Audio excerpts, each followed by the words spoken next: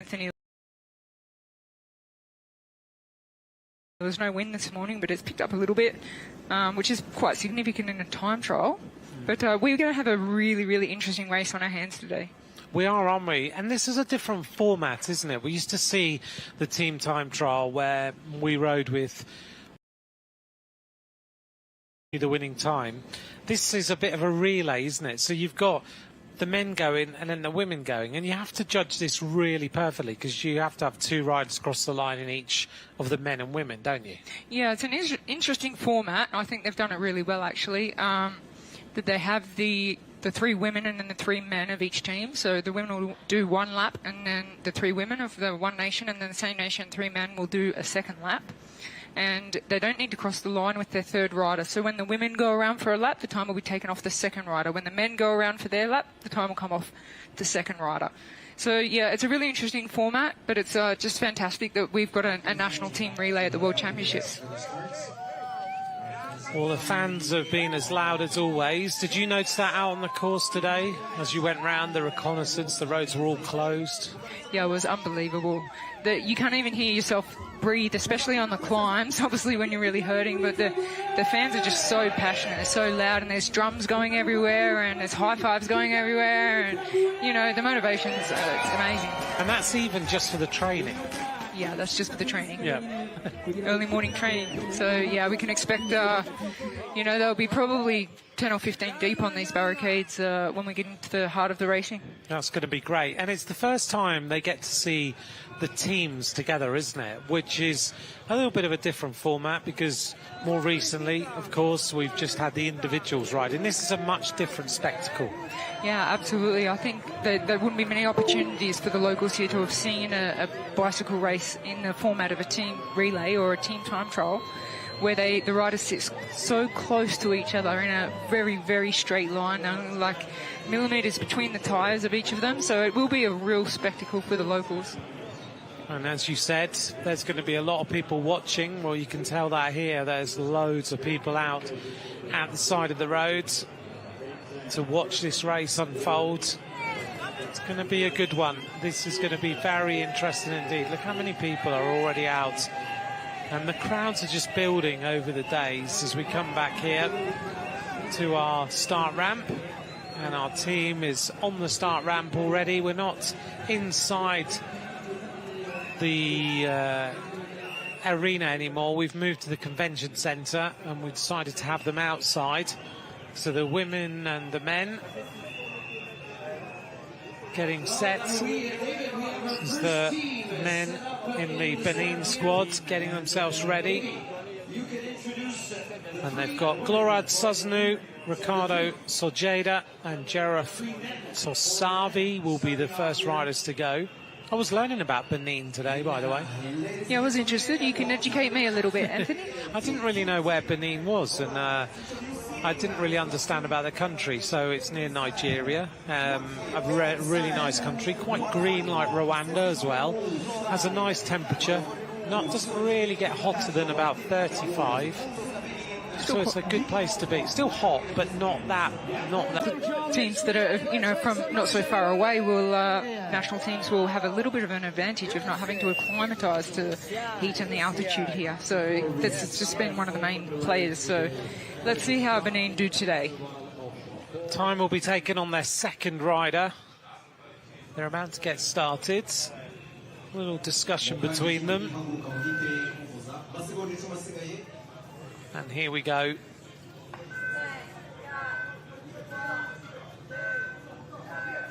The start of the mixed relay team time trial. Benin are underway. The team's going at 4-minute intervals, so big intervals between the squads around this course. Very important to get into the wheels nice and quickly. Make sure you are in there and you are following in the slipstream. Yeah, they're very big time intervals of 4 minutes, but it's such a technical course, and some of the downhills being at nearly 100 kilometres per hour with technical corners as well. It could be disastrous if we had two teams come up upon each other, so the UCI have made the time gaps 4 minutes apart, so for safety reasons. How did you find the descents today? Because everyone's been saying they're super quick, but you like a descent. Yeah, descending is probably my most enjoyable part of cycling, so I really did enjoy these descents. But I'll tell you what, today I tried to hold the wheel of Anna van der Breggen on one of the descents, and I thought I was probably one of the better cornerers in the world, but there was no chance of holding her wheel through those corners at speeds of like 80, 90 kilometres per hour. That's how fast she was going. Absolutely. Wow. Okay. She's some descender, isn't she? She's one of the favourites now, I would imagine, for the road race at the weekend. She's got to be, hasn't she? Oh, I think what I saw today, that determination and having a motorbike out there with her on the course, just really studying every piece of the course and having a really hard hit out. I think she's quite determined, and I wouldn't be surprised if it's Netherlands' best hope now after winning the silver medal in the time trial. Bram Tankink was on the motorbike, wasn't he? Looking after her today, I think. I think I spotted him. I can't confirm through the helmet, but and I was obviously behind. Yeah. Anna, but yeah, there was a motorbike there, motor pacing her up the hills at a speed that I don't think any other woman here could actually match. Very impressive, isn't it? It is. So this rider already is starting to suffer. Jaref Tosavi.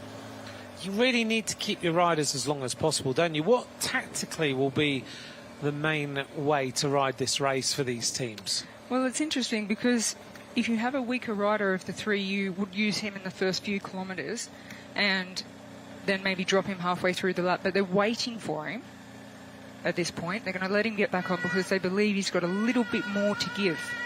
Okay. So if he can be useful, let's wait for him. Let him get back on over this climb. Let him give us one more big hard hit out, and then we'll finish off the lap. Right, because it's better to have three riders, isn't it? You've got a little bit more recovery time. It'll give the two stronger riders just a bit of a recovery. So the weakest rider in the team at the moment, we're looking at the rider 143 there. We're watching the national team of Benin. He's going to have a rest on the back, just get back into rhythm, and then he'll pull one really, really big turn and let the other two have a rest, and then it might be the end of the day for him when they get to that final climb. It's so hard, isn't it? This discipline is extremely tough. Team time trials are not fun, are they, in any way whatsoever? I don't think any time trials are fun, but team time trials have an additional aspect because it's not just yourself. You have to be aware of the other riders in your team. You have to be aware of their capabilities, technical skills, their power outputs and abilities and things like that. You need to be very aware of what's happening behind you, beside you, and be able to read the body language of your teammates. Here's Uganda. They're all smiles. They're enjoying themselves. Kamuli Arafat, Lawrence Lorot and Shafiq Mugalu. Just about to get going for the Ugandan team. Starting the computers, getting underway. You'll notice two riders on time trial bikes, one rider on a road bike. They're taking whatever equipment they can get. And it's not the rider on the road bike who's getting dropped off the start. It's sometimes the way when you've been told, okay, be very, very careful at the start, make sure you're straight on the wheel, but here comes their third rider making contact now. He'll slip into second spot, and they'll taking a bit of time to get into their rhythm. Oh, they've really got to try and stay in the wheels here, haven't they? Try and hold each other together. Yeah, they're struggling, I think, with formation here at the moment. It's taking them a little bit of time just to get settled into their positions. There they go. Nice helicopter shot of the Uganda team. Chance for us to just see how they're riding, how hard it is off the start. And they'll settle themselves down and they'll get themselves around this course. So the descents are really fast. What are the road surfaces like from your experience earlier on today? Well, I found it very, very interesting because the road surface for the majority of the road circuit, which is just over 15 kilometres, is dead smooth. I think Rwanda may have even invested in resurfacing the road for this World Championship. However, then you come across the cobble climb with a couple of kilometres to go, and it's so rough. So I think come the road races, they'll have, and also today, I think the technical gain you can get out of having a hard pressure in your tyres versus a lower pressure for that climb that's so significant. It's only a couple of kilometres, but it's so significant. So it's, you know, you've got this. So it's an interesting course when you've got a dead smooth road and you've got a cobbled climb. Yeah, you've ridden a lot of races with cobbles. Can you compare the surface of these cobbles to any race you've ridden in the past? Yeah, look, there is more difficult cobbles to ride in, and when I say that, bigger with bigger spaces between them and rougher and harder in the places like Belgium. However, this climb is so hard because of its gradients and the way it goes up and the look goes up again, and you can't see the top, and then when you get around a corner. So this particular cobbled climb is very, very hard. Okay. So we may see some teams struggle up here. The road races are going to be interesting. For sure, that's going to be one of the key points of every single lap on these road races, which are coming up from tomorrow. Don't forget, we move into the road races, and then we have 4 days of road racing coming up ahead. Binzar. These three riders seem to have got themselves into a nice rhythm now, and the weakest rider was number 143, Tosavi, but now he looks like he's got himself going a little bit. Yeah, like I said, they waited for him, and there had to be a reason for that, you know, that we can really use him, and he seems to be doing really well and pulling some good hard turns, and still there with them. So whether he'll get up that last climb, because it was on that significant gradient of the climb where he just lost touch, but yeah, he does really look like he's riding into it. The Rwandan team are ready for racing. All smiles as always. I think that's one of the characteristics of the Rwandan people, is how they greet you all the time with that big smile. Ethiopia, Tekle Alameo, Garamadine Halamariam and Bizay Rude. These riders about to get going. One of them is a member of this Amani setup. So the race start then of our three riders from Ethiopia. And they'll hand over to their teammates later on.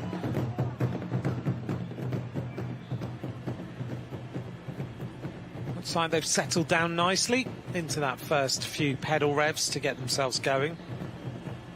That Amani club, I don't know if you know it, Rochelle, but very interesting their setup. So they've set up this big organisation, Team Amani. They've got some great partners like Rafa, Wahoo and others.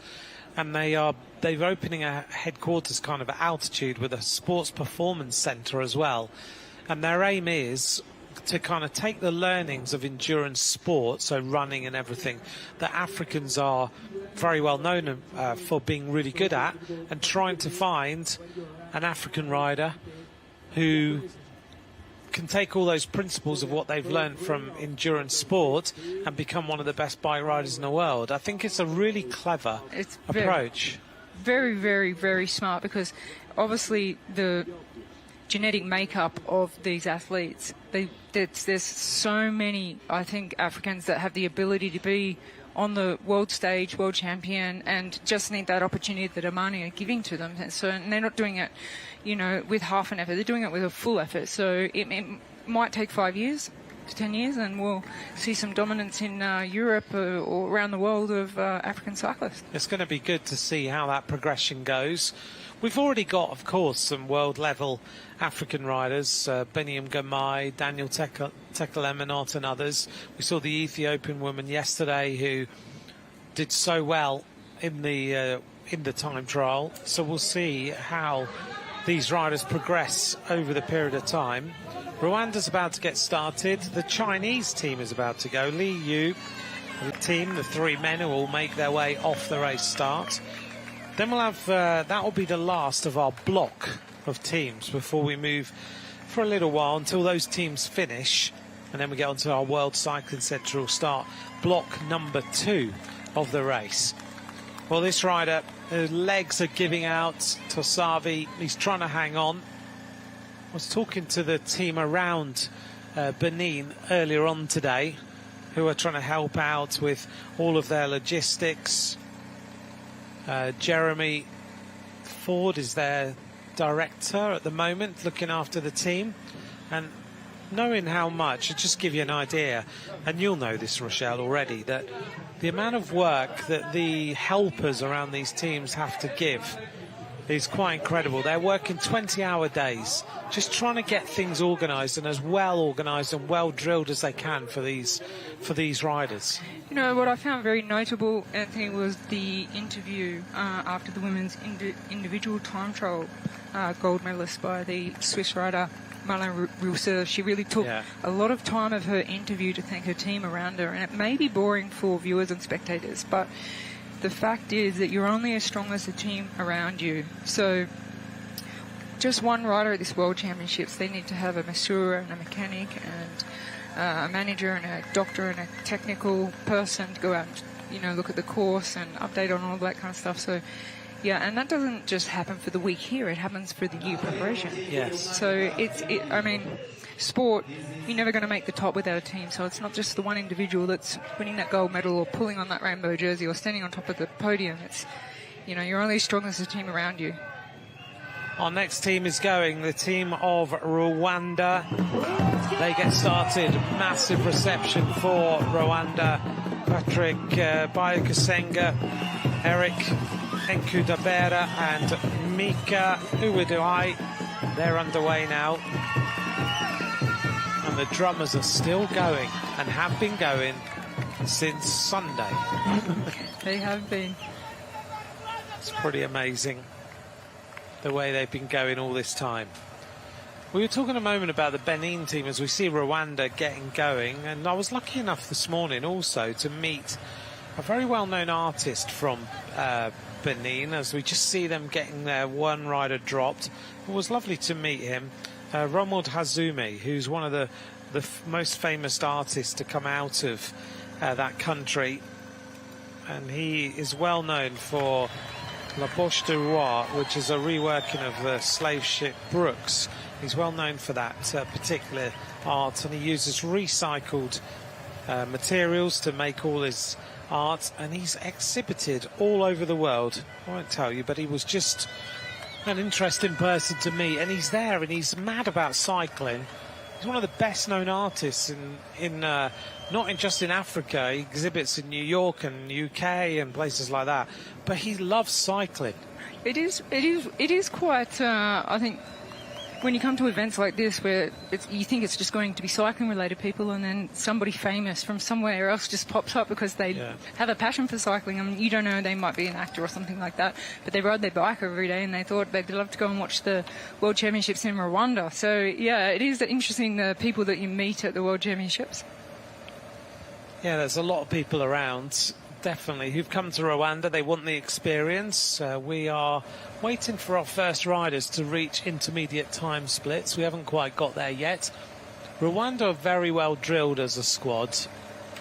Yeah, they do look good. They have looked good right from the start. They've looked particularly good. So I think they're lining up here for UCI points, which is so important to their nation to have. And some teams are lining up here hoping for a medal or a gold medal.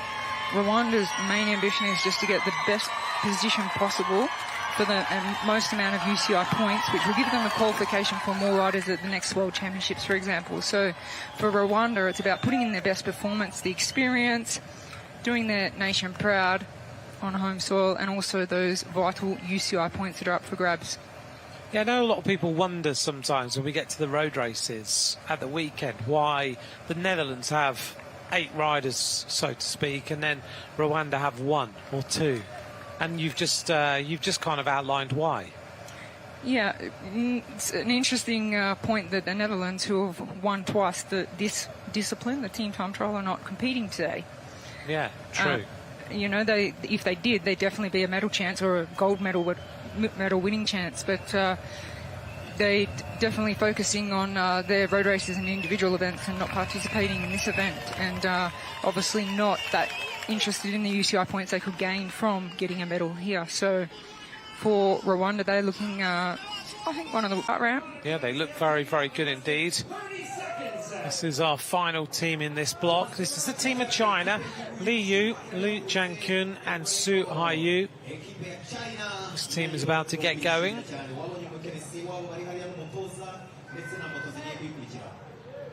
Be interesting to see how they do. Chinese cycling growing all the time.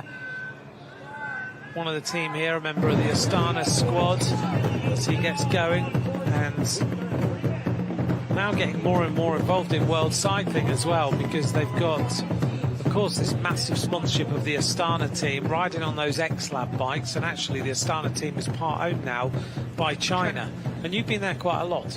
Yeah, it's a very interesting move, but I do think that we will see a lot more riders from China in the peloton in the future, and that they have exceptional talent there. They have exceptional funding for cycling, and it's like this world of a tiny little program going on that nobody really knows about, but they've got these athletes that are capable of so much that we haven't seen yet, and they're developing them. So it's I think, yeah, we're going to we will see the peloton have a lot more Chinese riders, and you know, really competitive as well, because they're already at a level that I think would really surprise people. Benin have just gone through the first split. 16 minutes 42.44 for the split. The crowd today is bigger. Yeah, I mean, the people have been out since, I think, 8, 9 o'clock this morning. They've just been banging on the barricades, cheering all the riders on the route on the course. And I mean, the locals, they're so into it, passionate about this event and cycling. When you're, if you put the television on here, it's on all the time. Yeah, it's just amazing how cycling, I guess it's just one of the, I wouldn't say that they're mainstream sports, but it is. It's becoming that way. It's becoming that way, yeah. Here's our next squad we've been looking at, the Rwandan team. I'm glad they're back in these jerseys, because when we were out on the course earlier on today, the Rwandan team was wearing a completely different jersey. And I thought, OK, we're now going to have to spot a different jersey in the peloton over the road races. But thankfully, they've gone back to their normal kit, because the other jersey was lovely, but would have been harder to spot. Oh, Uganda have flown up this climb. They've gone through the fastest time, 14 minutes 14.01 for Uganda. The average speed there was pretty high. Yeah, 37.5 kilometres per hour. Well, not for the lap, sorry, the first split there at 8.9 kilometres. They do look real good, don't they? But that's a real drag, isn't it, up to there? So yeah. 37k an hour is rapid, because they're now going to start to fly downhill, and they'll really pick up the tempo all the way back to Kigali now. So they're looking good, nice and relaxed. 46k an hour for this squad. This Rwanda team, you can see the way they're riding. It's quite an unusual formation. That middle rider is always sitting to the right-hand side, and the other rider is sitting to the left-hand side at the back. Yeah, I think when we get to the last wave of riders and the more experienced riders, we won't see that. We'll see them in a dead straight line. But if you're a little bit nervous about clipping the wheel, getting a little bit too close, they sit a little bit to the side, which gives them an aerodynamic disadvantage, of course, but safety first. This is the Kigali Genocide Memorial. We were going to try and go here this morning, but the whole training situation meant that we didn't, because there was so much going on around the hotel. But also, you had to get a motorbike taxi to get there. Yeah, the closed roads have caused a little bit of chaos. I mean, the locals are happy with it. They know their way around and all that kind of thing, but it is a difficult... there's just so many people and so many things going on in different areas. You've got the fan zone there, and you've got the concert going on over there, and the VIP area, and there's so many things going on all the time. So, yeah, sometimes to get to one place that's very close can take a very long time. Yeah, and I don't fancy 8 kilometres on a motorbike taxi, because everyone was telling me it was really safe. And I'm sure it is, but I'm not so sure that I want to be on the back of one. As the team go down the other side of the road, just going past us on the right-hand side as we were looking. The Rwandan team still working well. The time to beat is obviously that team of Uganda. 14 minutes to cheer everybody on. They don't stand by the barriers, do they? because they're not. I don't think they're allowed to stand by the barriers, so they cheer on from sort of a distance as we just see Rwanda about to lose a rider. Yeah, that's not good for Rwanda, because they were the most well-drilled team when they went off the start line, but now they're down to 2, and you can see the second rider struggling as well, just with balance and coordination, which comes down to fatigue. That they may have just all gone out a little bit too hard, but they have to be careful now. It's going to be a real hard second part of the race, where they haven't even gone through the first time check yet. But yeah. They could have done with keeping their riders together for this descent. Even here, though, the Benin team is struggling a little bit on this descent to keep 2 riders together, which is what you have to do. They're not as you mentioned, you'll see the later teams right in on the wheel. No gaps between them. They'll do everything they can to stay as close as possible. Here's the arrival of our next team at the intermediate. This is Ethiopia. They're going well, actually. Team of Uganda was 14-14, and Ethiopia go into the leads. very interesting. So they may not look very well drilled in terms of aerodynamic position and equipment and things like that, but they've got the power, they've got the brute power, should I say, and they are absolutely flying. So they've gone through with the fastest time in front of Uganda and Benin, and their average speed at the first time check at 8.9 kilometres was 38.2 kilometres per hour. That's pretty rapid, isn't it? Significantly faster than Uganda. The Benin team, the women, are getting ready. Their last warm-ups. They've got to be on the stage ready for the end of this time trial of the rest of their team. Those last moments of just getting the F out. What sort of warm-up will these teams be doing here? How long? Well, it's interesting with the warm-up here at this particular World Championships, because you're at altitude and you do have that heat. It's not extremely hot, but it's a different type of heat. And as we've both experienced, Anthony, it's also quite a dusty air, so it's very hard to breathe. So with the warm-up, you want to be careful that you don't overdo it. So it's not every event is different, but it's not just a normal, Tour de France, Giro d'Italia or a classics race warm-up. It's really got to be specific to your body and what you're capable of and your adaptation to this environment. It's funny, when you talk to the riders, and it doesn't matter whether they're male or female, all of them have said that it's not the legs, it's the lungs that are hurting. Yes, that's right. They're at altitude. They've got a little bit of that, dusty air, and it's just burning. I've felt it myself this morning, actually, out on the course. It's, it is very difficult to get the air in. So I think the altitude and air has been very underestimated by the riders, and a lot of riders are really struggling. The Chinese team, we go back here to Benin. This is the intermediate split number 2. Benin go through in 24 minutes, 10.65.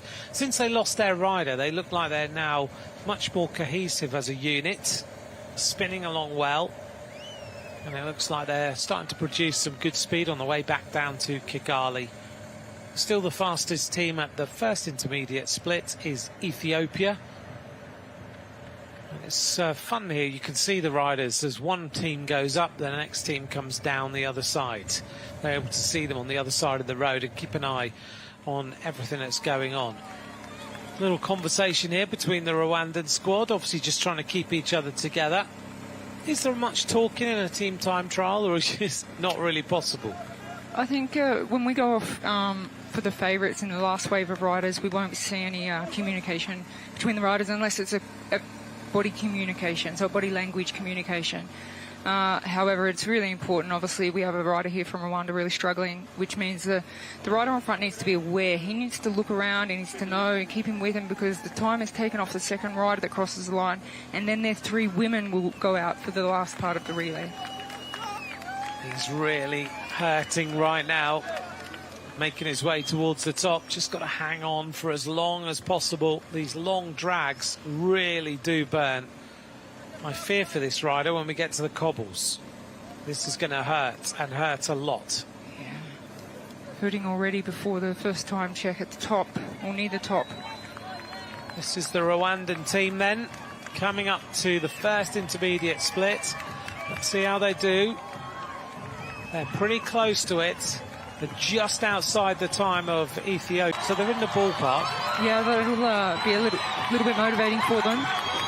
If they could cross the line and get themselves into a hot seat, that would be a wonderful experience for Rwanda. But as you say, 4.5 seconds down at the first time check. It's not a lot. Now they start the descent. There's a little bit of water on this lens. I hope there's no rain out there, because if it rains on these roads, can you imagine what it's going to be like? I wouldn't want to be having my bike on an angle on those white lines, I can tell you that. After this morning, it was completely dry, no wind, super fast descents, and super, super dangerous or technical corners. So if it rains, yeah, it's going to be difficult. Benin onto the cobbles for the first time. Benin being our first team to start today.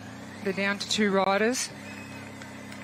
Does it make a difference when you're going uphill like this to try and share the pace making, or is it better for one rider to do the majority of the pace making? I think it depends on the individual rider, but with this particular team, there'll be one rider that climbs stronger than the other and says, okay, I'll take the lead for the climbs, and it's just motivating to have a wheel to chase rather than just trying to struggle through a really hard cobbled climb without anyone in front of you. So looks like he's got a little bit of power now and says, hey, I can, you know, this is deceiving here, because you deceptive, you come around this corner to the right and it just keeps going up. You think you're at the top, and then you think that's the top, but it goes left again and it still keeps going up. It's a really, really tough climb. And when you were out this morning, did you notice the majority of riders sitting in the saddle or getting out the saddle? How were they mainly riding it, as we see this rider really starting to suffer? A little bit of a shout to remind his teammates. Yeah, big trouble there. And he did yell out, he did call out and say, yep, wait up. So he's given him the attention. We both need to get across that finish line so we can send our 3 women off for the final lap. 2 kilometres of pace. Sorry, yes, were they sitting in the saddle or were they getting out of the saddle? Yes, Anthony, definitely sitting in the saddle. Even the riders that were flying past at a super high pace, doing a really hard effort on the cobbles, they're all sitting in the saddle. So obviously they want to keep traction, keep some weight in the saddle, and keep as much traction and surface area of the tyre on the cobbles, so they can propel themselves forward. So a lot of the riders, I didn't see anyone out of the saddle, to be honest, on the cobble section. Okay. And big wide tyres on most bikes? Yeah, newish, should I say, trend to cycling. Yeah, the more surface area of the tyre that makes contact with the road, the more you can propel yourself forward, obviously, with the power. So, yeah, as I said, it'll just be a really, really tricky thing for the athletes and their mechanics to decide what tyre pressures they run on a course that has smooth roads, super smooth roads, and then a very, very hard cobbled climb. They seem to have got themselves together here. They've not got long to go. They're inside the final 2 kilometres to set the standard for everyone else to beat. Here's the People's Republic of China coming up to that first split. This looks like a fast performance by these riders. Ethiopia top of the leaderboard, 13:58.48. But the Chinese squads are closing in now. It's not going to be a massive beating, but it's 21 seconds already for the Chinese squads. I think at the half-time check in this wave of riders, that's quite a significant 21 seconds for the Chinese. I think it's impressive but unexpected. Not for me. As I said before, I'm aware of this little secret hub of developing cyclists that they have there in China, and there's a lot of talent there, and I think a lot of effort's gone into preparation for this team time trial to gain them UCI points so they can represent more people at the World Championships. Do they have closed road circuits and things that are secretly built, or is it? They have a couple, yes. They do. A little bit like the non-secret ones in Dubai and Abu Dhabi. Well, they're not that long as they are in 80-kilometre desert cycling circuit, and very public and very used, the one in Dubai. However, this is more for a very enclosed secret circle of developing cyclists. You're lucky to have been able to go and see that. Yeah, so it really blew me away, actually. Just, the technology from the athletes and the level of their performance just really, really blew me away. Wow. It's always like that for me when I go to the UAE, the way that they have all their things set up, and you're lucky enough to be there a lot and know what the advances they've made in their progression of cycling. Whoops, this is the arrival then of the next team, the team of Uganda. They're going to catch the team of Benin, coming flying their way up this hill. They look good, don't they? They do. They went through the first time check 37 seconds behind China, who went through the fastest, but they are coming home quite strong. They're going to catch them just before the top here. As we turn left, you get to the 1 kilometre to go point. So they're almost on the wheel now. There's the red kite, the universal symbol of cycling, to say we've got 1,000 metres to go. And now this is going to be a little difficult, Rochelle, because normally you have one team sitting on the ramp getting ready to go, and right now 2 teams are going to come in pretty much together. I don't know how they're going to deal with this and have enough space. I think they've just got about enough space for 2 teams to be alongside each other, but it's going to be very tight. Yeah, I think they'll have to slipstream a little bit. There is enough space to be side by side, but I think they will slipstream a little bit to get through the finish line. Here's the arrival of the 2 teams side by side. And then we've got to get the women underway alongside each other on the ramp. That's going to be a little challenge coming up now.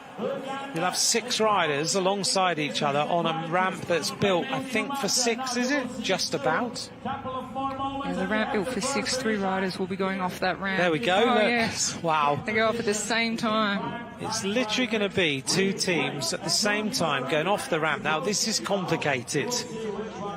Let's hope nothing happens. The Ugandan team is going to be given the nod first. Well, they are the stronger team, so then they'll be just off in the clear. And, well, we don't know with the women. They might not be as strong as their men were, so it'll be interesting to see. They've only got they've got the full squad there, 3 to start with the women. They have, there they are. So Mary Alepa, Nantun Maria and Florence Nakagwa are about to get going for Uganda. Massive crowd cheering these riders on. The Ugandan team have finished and the other riders are given the off then, so everything is okay. They haven't gone exactly the same time. The Ugandan men came past us here, and the Benin team have just cracked a little bit towards the finish. The minute the second rider goes across the line, Benin are underway now. Hermione Awisu, Yetonda Kokuhude and Charlotte Matovi. Benin are underway. A real competition between those teams then. So at the end of the lap, 29 minutes 20 for Uganda, 4 minutes behind the team of Benin.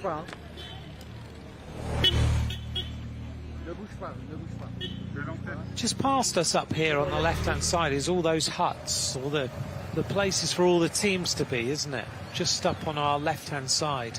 Yeah, so the team's protocol when they finish, because they have to do a flash interview, then they go into their tent to wash down, and they'll have a soigneur or a masseur who cleans their face and gives them change of clothes and everything, and then they rush off to the podium. They do the podium, and then they have to go to the mix zone where they have their national TV interviews, and they have to go to doping control. So we've got tents and things happening all around the finish line here. Yeah, there's loads of them. Wherever I look, there's tents. So much infrastructure to our World Championship. I have to say, the way that this is organised has been superb. We're very lucky. Our hotel is a walk to where we're commentating. Across is the restaurant, but you come out, you're right on the circuit. You get to see all the riders. So this morning, while you were riding, I managed to get to see Tadej Pogačar, Pauline Ferrand-Prévot, Demi Vollering, had a chat to her, Anna van der Breggen, Isaac Del Toro, Tom Pidcock, all of the riders out and about doing their reconnaissance, and it's right on the doorstep. And I've been at World Championships and you have with me, where we've had to get cabs, buses, ride there. Yeah, it's unbelievable here. I mean, from my balcony, I can literally call out to a rider that's riding past and say, "Hey, how you doing?" You know, it's everything is the organisation has been very, very well done. I would say, I mean, from a perspective of a rider as well as all the staff. that it's one of the best. I think we've been doing it for nearly 20 years, and we're one of the best organisations we've come across. So it's been very, very well done. Yeah, because you and I know that generally when we come to World Championships and you're talking to the, as we just see the arrival, let's bring this squad home. This is the team of Ethiopia. They've been riding well. They are just behind Rwanda as the fastest team through the second split. So Ethiopia just lost a rider just at the top of the climb. A little bit too much urgency. Just needs to bring his teammate home because it's all about the second place rider, and that last finish is horrible. The team of Ethiopia about to go. Brian Abra, Haftu Raider, Circle in Watango, and they get going now. So Ethiopia are underway. They're the fastest team so far. If you're new to this discipline, we just saw the men finish their lap of the team time trial relay, and now the women will do one lap and finish it off. So they have to finish with 2 riders, so the time will be taken on the second rider. As we saw when the men came in, the time wouldn't have been taken from the first rider, so that effort to the finish line was not really beneficial. The time was taken on the second rider crossing the line. Really important that you keep driving all the way to the finish. And be very aware of your teammates behind you if you need to get that second rider across the line. So that's quite important. But China flying in now. Just talking about infrastructure again. We get used to the fact that we're lucky enough to be here and we can talk to the team managers. You generally say, how are things going? And their answer is, oh, this is a nightmare. I'm here, I'm 50k away, I've got to go back and forward with the team. The team managers meeting's there, and this is over here and that's over there. Because generally team managers are a bit like that. Yeah, Rwanda has been a little bit of a different experience. Yeah. In my opinion, it's you need to be somewhere, they'll make sure you're there. Yeah, and talking to team managers this morning, how's it going? Great, was the answer. We're only a couple of K down the road. This is what it's like. We get here, it's nice and easy. Another team manager I was walking here with said, absolutely amazing organisation. Can't believe how easy it is to get around. Well, a good example is when I finished doing a lap this morning and I took my helmet off and sat down, two of the local organising committee ladies came up and said, would you like us to get a doctor for you? I said, no, I'm yeah, fine. that would be fine. nice. I'm fine. But everything is thought of and thought through. So there's, it's quite an amazing experience. This rider's had to swap to a Shimano neutral service bike, unfortunately. This is Florence Nakagwa, has had a problem. We didn't see exactly what the problem was. Let's take a little look here. Rochelle, she's got a big issue. She's had to swing across the road and has had to take a Shimano neutral service bike. We didn't get a very good look of what. She may have gear issues. I don't know what the problem is, whether it's a puncture or something else. She may be stuck in the large chain ring. Yeah, a bit difficult to see maybe with the electronic gears, but I think given she's just been passed by another team, it's going to be an impossible task to get back to the 2 riders. So unfortunately that'll be the day done and dusted. We're back with Rwanda. Now they're in trouble because they need to keep these 2 riders together. This is the men. They still have their 3 women to finish off. The rider number 111, Bikusenga, is getting pretty angry with his teammates, isn't he?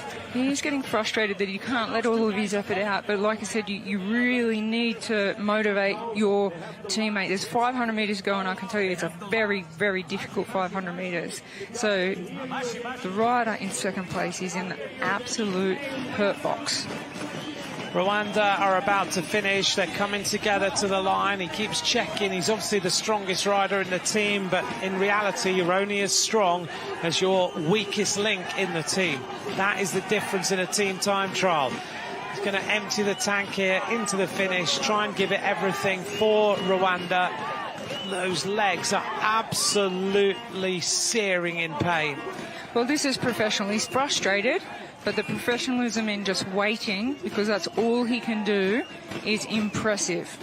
It is. He's done the right thing here as he brings his teammate to the line. And yeah, there'll be a few words, I'm sure, but once they sit down and relax at the end of it, they'll realise that they helped each other to the end of this World Championship, doing everything he can, shake of the head.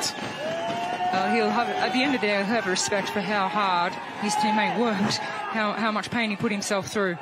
And he's annoyed with his teammate right now, not impressed at all. Shook of the head. He actually slowed the team down, and he should realise that, because he slowed right down and crossed the line second. a few seconds behind his team. Good, but actually the heat to the head. Yeah, he'll regret that a little bit later in the team evening. a few seconds. That might cost him some points, Rochelle. Yeah, it's all about, like we said, it's all about UCI points for the developing nations out here. Uganda have got their women now out on course, finishing off the job of their men. They were in 4th position, so will the Uganda women be able to improve on that? Situation at the end is that Ethiopia leads, Uganda are 2nd, Rwanda are in 3rd place, and I think maybe there was a bit of frustration that the Rwanda team had slowed down, but they're only a split second behind the Ugandan squad, not too much at all. And we've seen the Rwandan women looking really strong on the bike. So we'll see how they do in comparison to the Ugandan women later on. This is People's Republic of China. This will be our last team to get to the finish. They've been the fastest team so far at the splits. At the second split, they're 46 seconds faster, and they still seem to be riding a really strong performance here. They look good. The arrival then of China. This last bit of this climb, as you said, the last 500 metres, seems to take forever. It does, and I can tell you, looking for that, you see the 500 metre to go sign, but waiting for the 400 metre one and waiting for the 300 metre one, it takes so long. And you think you can see the finish line, but you actually can't. It curves around a little bit, and it's just really, really mentally tough. Especially after just coming off those cobbles, you get it's a little bit of a tease, because you come off the cobbles, which are really hard uphill climb. You get a downhill and a little bit of reprieve, a little bit of rest for about 200 or 300 metres, and then the road just starts going all the way up to the finish. And it's just pain. People's Republic of China are about to go. So we've got Zheng Luwao, Chang Huao and Chao Thing about to go. China are the best riders so far then at the end of that first group. 27 minutes 54.73. There are 3 women now out on the course. Let's see how these squads go. Well, these women from China, they're out on their final lap of the team time trial relay here.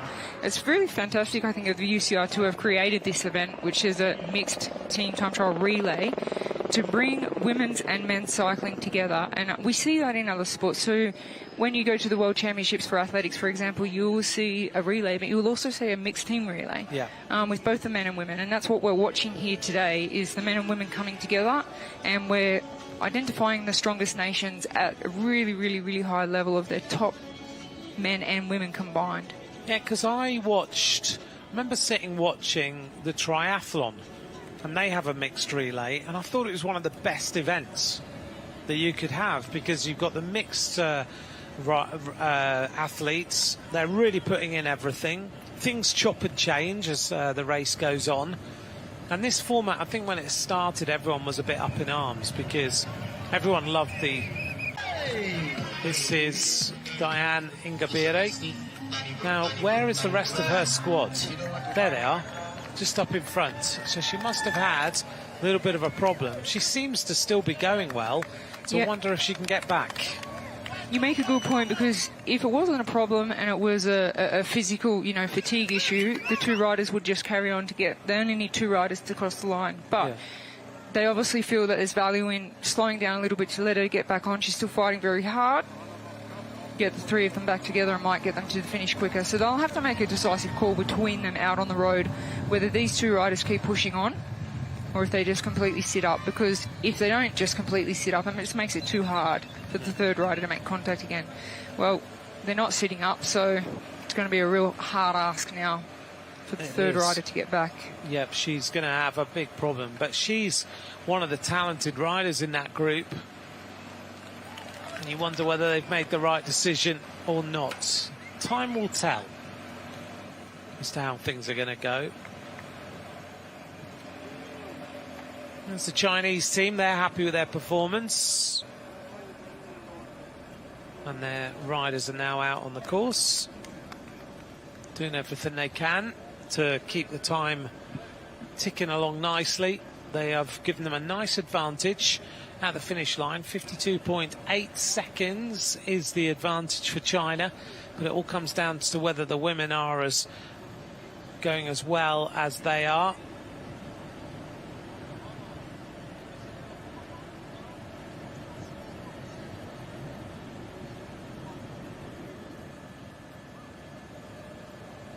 The Chinese women seem very well drilled right now, the way they're riding.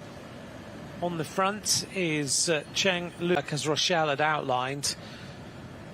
One rider is sitting on a little bit, though, and it might be that they are coming up towards this corner and decided that's probably a good idea. Well, they've clearly been well drilled in terms of their ability to ride as a team. They're checking on each other all the time, making sure the gap hasn't opened too much and making sure that everybody is in a good position, so they then work together, keep everyone in the same line, make sure that everybody is happy. Great performance here by the People's Republic of China. Back with the Ugandan team. And it's Leperas on the front.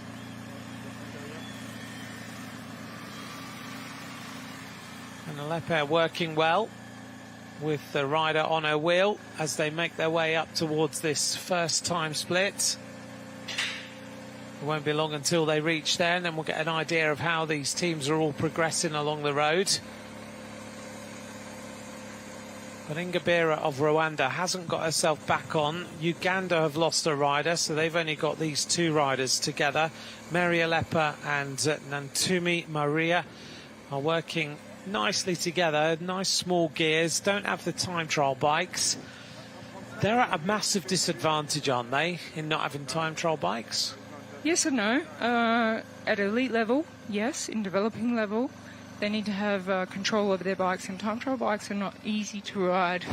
A newcomer to cycling, so it's you need to get the best performance out of themselves on the day. They really do need to be able to control their bikes. It's a very technical circuit, so perhaps in this case they can give their best performance on a road bike rather than a time trial bike. But when you get to the elite level and the last wave of riders, you have to be on time to be in the game. Yeah, otherwise you're nowhere near. So in terms of, I guess you've got a bit of a competition within a competition here. You've got the nations who are the emerging nations who are improving all the time. We remember back to team time trials in the past where these emerging nations were very disorganised in the way they rode. They couldn't really ride together, and that's not being harsh, that's just reality. Whereas now, actually, when you look at them, you see the way they're riding together, and they are right in the wheels, they are keeping everything together, they are making sure that everybody is on the wheels, they're checking over their shoulders, and yeah, there's a bit of annoyance now and then that they've not quite had the teammate to perform at the level they needed. But right now, things are much more cohesive in the way that they ride. You can see that. There's much more power in the legs. There's a lot of enthusiasm for the sport as well. So many of these riders really want to do this and really want to be part of it. I was talking earlier on, she's going to ride in a while for the UCI World Cycling Centre to Alalia Darwish.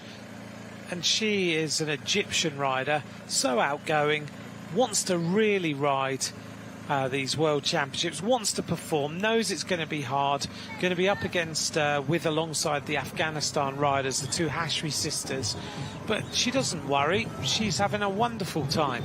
She's here at the World Championships, she's learning, she looks great on a bike, and she's learning how to be more powerful and how to train, picking up experience from some of the best riders in the world who she's riding alongside on the reconnaissance this morning, for example. As we come up here, this is intermediate 1 at lap 2. Uganda go through 47 minutes 18.69 is the time to that second intermediate split.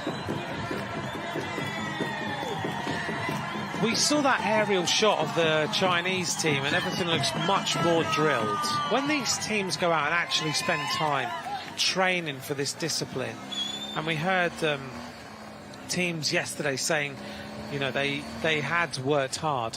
What sort of training is it that they do? Do they just go out on a flat road and just go through and off and flat out, or is there a lot more to it? Oh, there's a lot more to it. For a team time trial, and specifically for this circuit in the World Championships, the preparation, if you want to be a medal contender or put in a really good performance, as we said, some of the emerging nations, they really want the UCI points that they can gain from this event. They can't just show up with a couple of sessions of training. They have to really spend a lot of time on their bikes. They need to get to the point where they can actually read their teammates' body language and communicate through body language. And like I said, it's not really about one individual's power and speed. It's all about just basically knowing what your team's capable of. So time on the bike, time together on different terrains, it's really, really important. And then you've got your team around you that has to give all of the advice, nutritionally, adaptation to altitude, and all of the equipment. It's a incredible amount of work that needs to go into preparing for a team time trial. It's a bit of science, isn't it? Benin have just gone through 5 minutes 23 seconds down. Here comes Ethiopia, and they're already coming up to that split, and they're riding superbly. All three riders together, 2 minutes and 7 seconds faster, the Ugandan team, which is fantastic to see. And they're riding a very strong race here, these three women. They certainly are, bringing it home for Uganda. Here's the Rwandan team out on the course. Do they even scientifically work out which position you should be riding in? Which riders lead and which riders don't? Well, it's a very interesting question, Anthony, because when I looked at the men from Rwanda and the women, they're all on the same tyres, same wheels, same bike, same equipment. So they have got very high-end equipment prepared for this time trial. However, no specific bike is suitable for a particular rider. So if they're taking the event really seriously, they need to get into a wind tunnel and work out what position they can produce the most power in. That was a good move there. China in trouble. They've gone through all the time checks the fastest. Yeah, now they're in all sorts of trouble. Yeah. Went out very, very hard. They've got the women out on the circuit now, and they've got only 2 riders left of the 3 women that started. Yeah, can't see where their other one is. Yeah, they're down to 2. But from the start, they looked fantastic from the helicopter shot. They looked really well drilled. Suddenly, they've kind of cracked. Yeah, it can happen. There's so many aspects of this World Championship that's so difficult to deal with. Apart from the course being particularly hard, it's the climate, the altitude, adaptation, hydration. But I think a rider on the front now is doing a really good job. It's funny, when you look at the elevation, 740 metres of elevation today. It's quite a lot, but actually Zurich had more last year. So it must be the altitude that's causing the problem. Yeah, 740 metres of altitude in this distance, just over 40 kilometres of the team relay, is quite a significant amount of climbing in a course. Yeah. Maybe not the most, but probably harder, a lot harder, because of the cobbled climb and the altitude and the climate here. So you can see the women from China, they had their men go through the finish super fast, more than a minute faster than another team, but they are in big trouble right now. Yeah, they're in all sorts of trouble. Look at them. You can't really come back from this, can you? Yeah, when your second rider is blown up like that, we say hit the wall. Yeah. Gone completely lactic. The lactic acid buildup. It's going to take, in a normal environment at sea level, 20 to 30 minutes to remove some lactic acid. Yeah. So it's not going to happen here, unfortunately, for the Chinese. They're waiting, trying to bring their rider to the top. But once they get over the top, you've got this respite, and you'll be able to get at least the legs feeling a little bit better.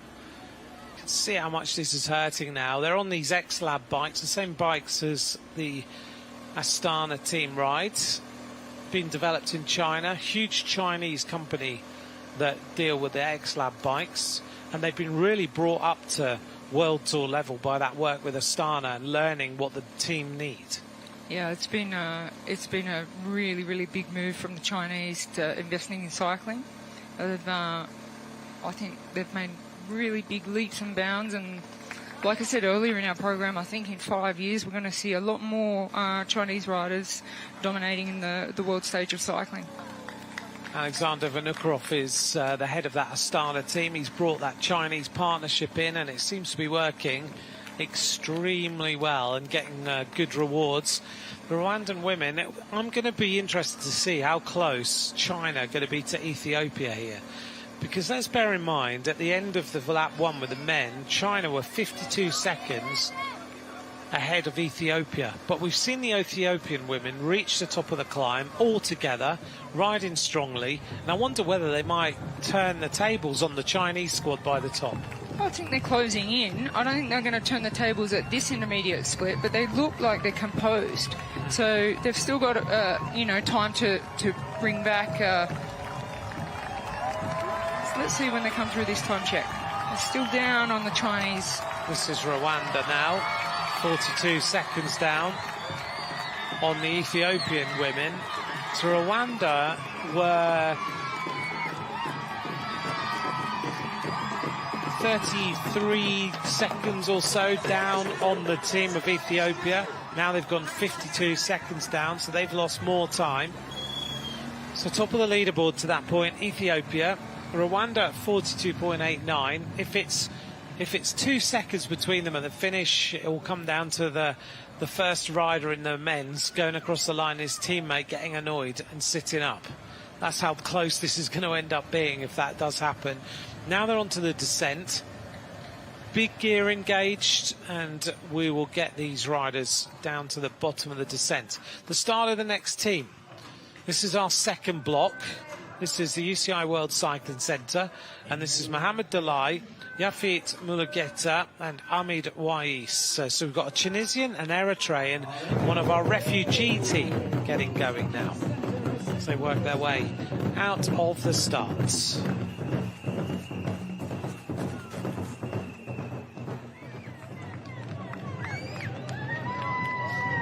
World Cycling Centre, based predominantly from their hub in Aigle in Switzerland, but there's a number of other hubs around the world as well, isn't there, now, for the World Cycling Centre? It's not just about being in Switzerland. No, the UCI have done a fantastic job in globalising, and we just see having the World Championships in Africa here. We see the efforts they've put in over the last 5 to 10 years to globalise cycling has just been incredible. And those little hubs, those World Cycling Centre hubs, mean that the African nations have access. It means that riders are able to come who don't have the support.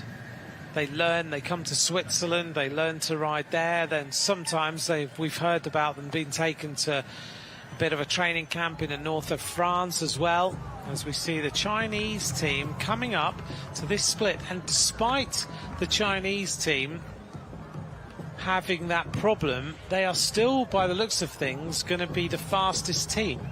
Yeah, I think the decision was probably made to just leave our strongest rider on the front.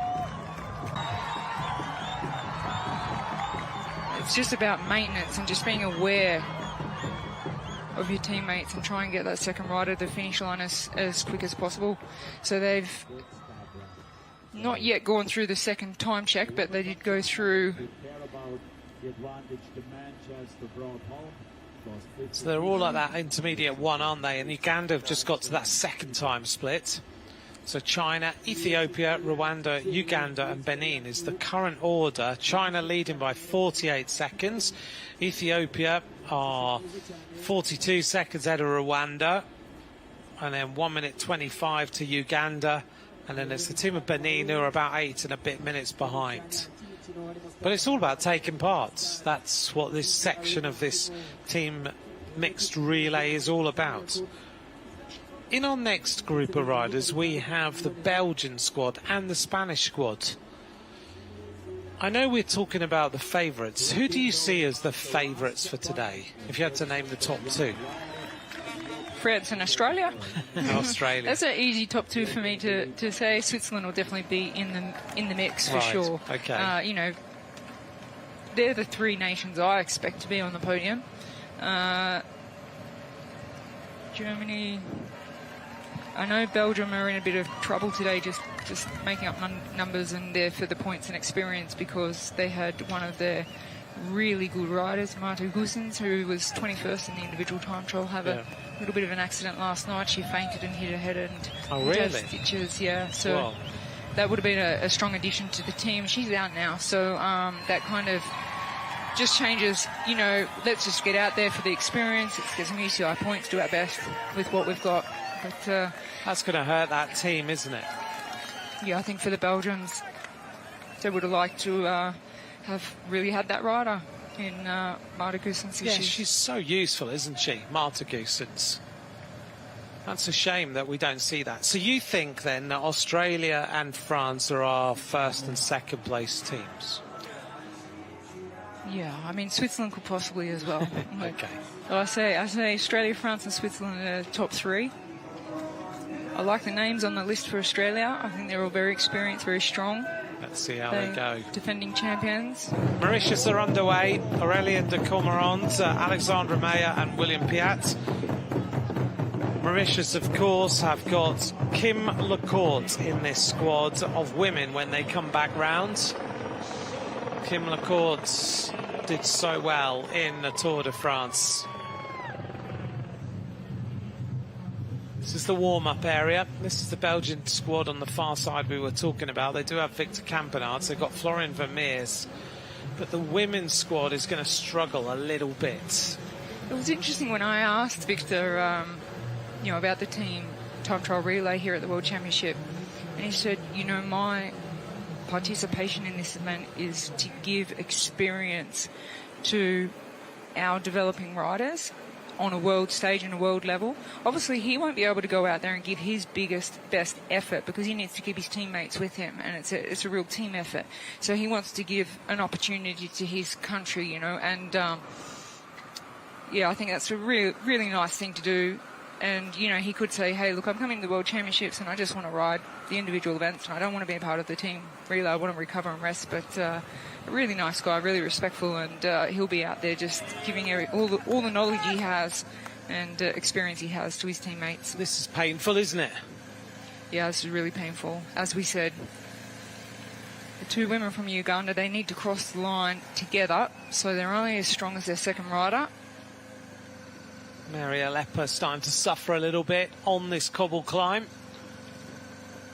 See if she can pull it together a little bit, get back on the wheel, get herself into position.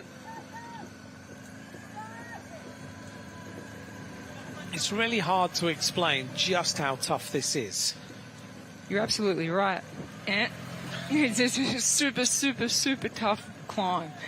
It's just, you know, you come onto the climb and you think you can see a corner where it's the end of the climb, but it just keeps going. And every single thing, like your arms and muscles and skin and eyeballs and everything, teeth are chattering and shaking, and it's really hard to keep traction. There were a few drops of rain earlier today, which would have made it even slippery and much more difficult. However, it's just, you can see here, you think you come to the top, but you see there it goes around the corner and it just keeps going up. So it's a really tough climb. Physically, but mentally, it's very, very difficult. But it's the other feeling as well, isn't it? You've just described beautifully about how you think that you're just riding a bike and you're on a line and you're riding, but suddenly when you go into the red zone like the rider in second place is going into right now, it's the feeling of everything is drained. Yeah, and when you're on the cobbles and everything's shaking, It's even worse. it's just so hard to push power through the pedals. All you want to do is just stop and sit down. Get off the bike and sit down. It's just so hard to keep the momentum of keeping the bike going. Just keep going, and it's the pain you just have to bear. It's really, really difficult. They've got themselves back together here on this cobbled rise. It does go on a long way, doesn't it? It does, doesn't it? Well, it's over 2 kilometres. What cobbled climb lasts for 2 kilometres? At that gradient. Yeah, that gradient. Going back to the starts, the Mauritian team have gone. This should be the team of Ukraine, and it is. So we've got Harol Chikov, we've got Danilo Kozaris and Seaman Simon. There are 3 men who are about to get going for Ukraine.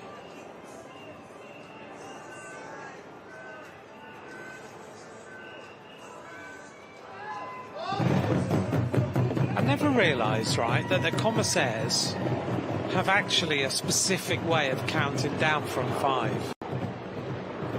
That they actually learn how to count down from 5 with their fingers. They learn to count down from 5. Yeah, they do, apparently. I don't know if that's an urban myth, but I'm pretty sure it's true. Because they have to end up with the final finger being the finger to say, go, off you go. So they actually... It must be an exam in the commissaires course, do you reckon? They count down from 5. 4, 3, 2, 1. I can't even do it. But, yeah.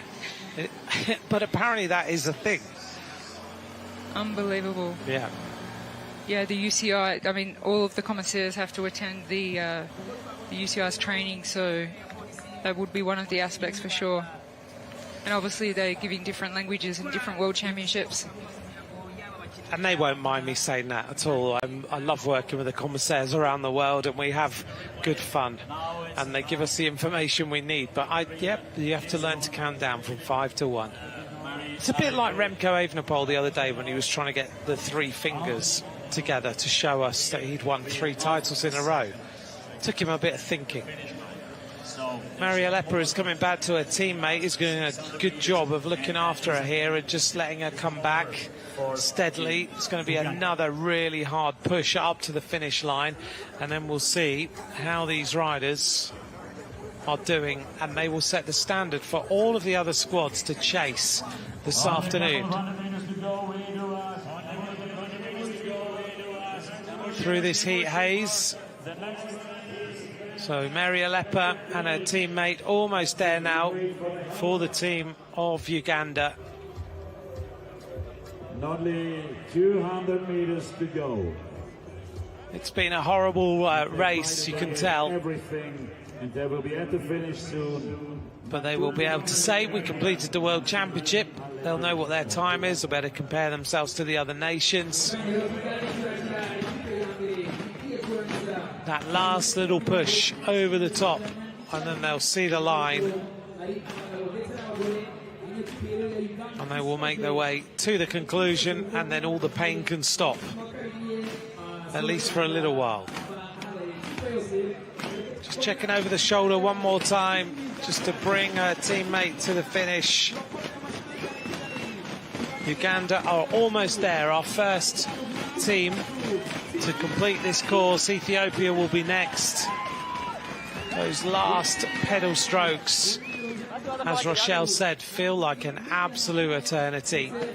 The time has been set by Uganda, 1:05, 58.19. Here's the arrival of the Ethiopian squad.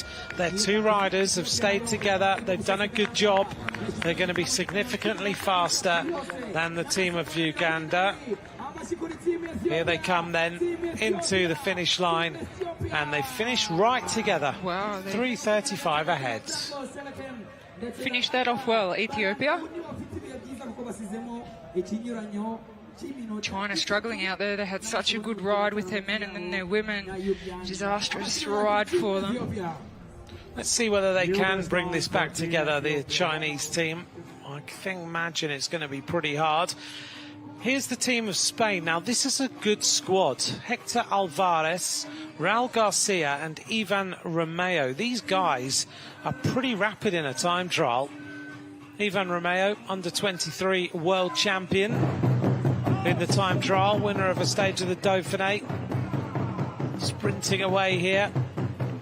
Now, this is I'd say, safe to say, this is the first team, Rochelle, who are World Tour level riders and are really well drilled. Absolutely. You can see directly now that we're seeing the professionalism of a team time trial and how it really works, and what these riders that we're watching on screen right now from Rwanda, they're trying to achieve, and this is an experience to do that. It takes an absolute special art, and it's just not just 1 year of hard work, it's years and years of experience to be able to ride a team time trial or a team pursuit very well. So it's a fine art to be able to sit right on the wheel and to be so aware of what your teammates are capable of behind you just by body language and hearing the breathing and just signals and stuff like that. So we're going to see a huge difference in what this event's all about when we get from these emerging nations that are here for experience and to gain some UCI points. And we have our first real professional team out on the circuit now. Benin are almost there. Ethiopia's time, 1 hour and 2 minutes. Benin come through 9 minutes down, 9:52 down. So we have 3 teams already at the finish out of 15, means 12 teams left.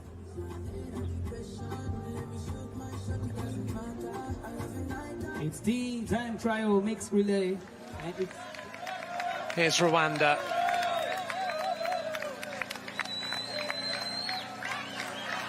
They're working well together now, these two, keeping each other going.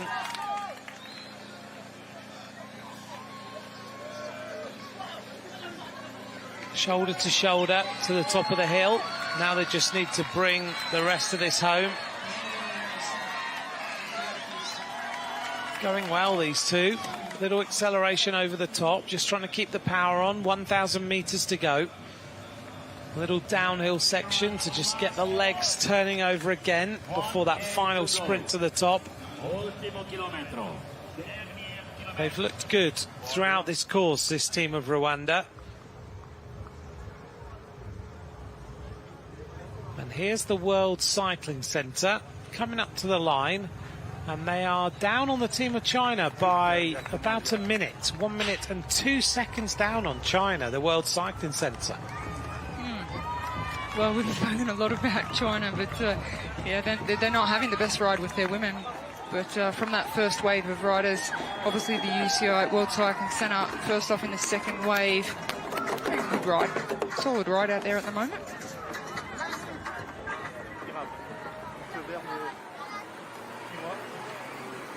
At the finish line then, it's all about the Ethiopian team, who are the fastest.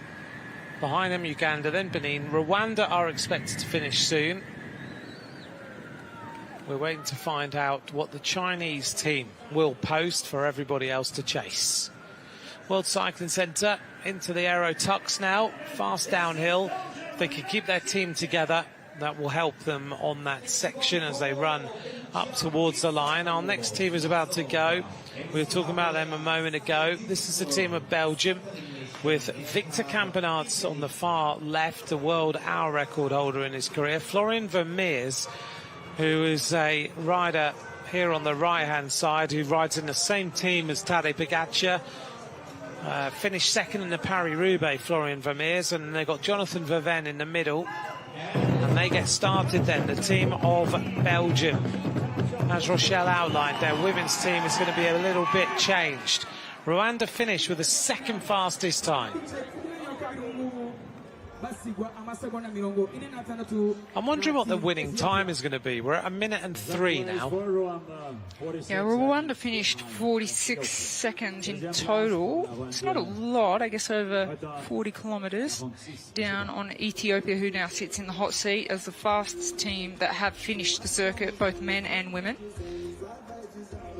I think we're going to see significantly faster. So the average speed of the fastest team so far to finish both their men and women in this mixed team relay is Ethiopia, and their average speed was 40.2 kilometres per hour. So over the 40 kilometres with the 3 men and the 3 women, we could probably predict, what do you think, Anthony, 45? 45, I think. Maybe a little bit faster. 46, maybe. 46 could be quite impressive on such a tough circuit. You can join in with us. What's the prediction going to be? We think around 45, 46k an hour. Will it be faster than that? You can get us on social media as always. Let us know what you think. The Rwandan team now just trying to recover. Get the water poured on them, bring the temperature down. But sometimes, actually, I've noticed a number of riders saying, don't give me any more water. I can't deal with it. It is very difficult to drink. Once you get a little bit dehydrated here, which happens very, very quickly, then it's super, super hard to swallow that water and get it in. So it's really, really difficult challenge here in Rwanda, not only for the cyclists, also the staff. All of us suffering with the different challenges and aspects and of the environment here. So yeah, when you finish your ride and you're super fatigued too, sometimes you just don't really want things pushed in your way. No. This is a nice finish by the team of China, the Chinese women. Good teamwork. They said, come on, let's work together. And that's what they did. They crossed the line now. And China go to the top of the leaderboards. 118.72. It was a nice touch there as they got towards the top of the hill. The first place rider just saying, come on my wheel now, let's push this to each other out, got themselves across the line, and the Chinese men celebrating, going to the top of the leaderboard. They're happy. And they're going to be in the hot seat, which is a wonderful experience at the World Championships. When you are the leader of a time trial or team time trial relay, you get the opportunity, the team, to stay in that area of the medalist, gold medalist, silver medalist, and bronze medalist until your time is beaten, and then you have to leave. But for that period, watching the timers, let's hope the next one doesn't beat us. The next one doesn't beat us. And you get to sit there and feel that, I'm sitting in a winning position right now. It's a really fantastic opportunity for the athletes. Yeah, and look how happy they are that they're going to be there, the Chinese team. Well, they know that there's already been several other teams finished, and I think even if every other team finishes them, they've got to be happy with this ride because they've beaten 5 other teams to the finish line. And that's really a significant amount of UCI points they'll take home for their nation. You can see here this rider just trying to recover. She has given everything. The Chinese team are very happy with that performance. Winning Group 1, for them that is fantastic. And you can just hear how hard you had to perform in order to get that time. It's not easy at all. The Belgian men are out 4 minutes into their ride. We're waiting for the riders to arrive at the various intermediate time splits. Mauritius have gone through the first intermediate split, 54 seconds down on China. So the Chinese team did go significantly quick out on that first little section of this race. This shot gives you an idea of just how hilly Kigali is. And you see how quickly the roads drop off to the left-hand side, and you see the mountains in the background and everything.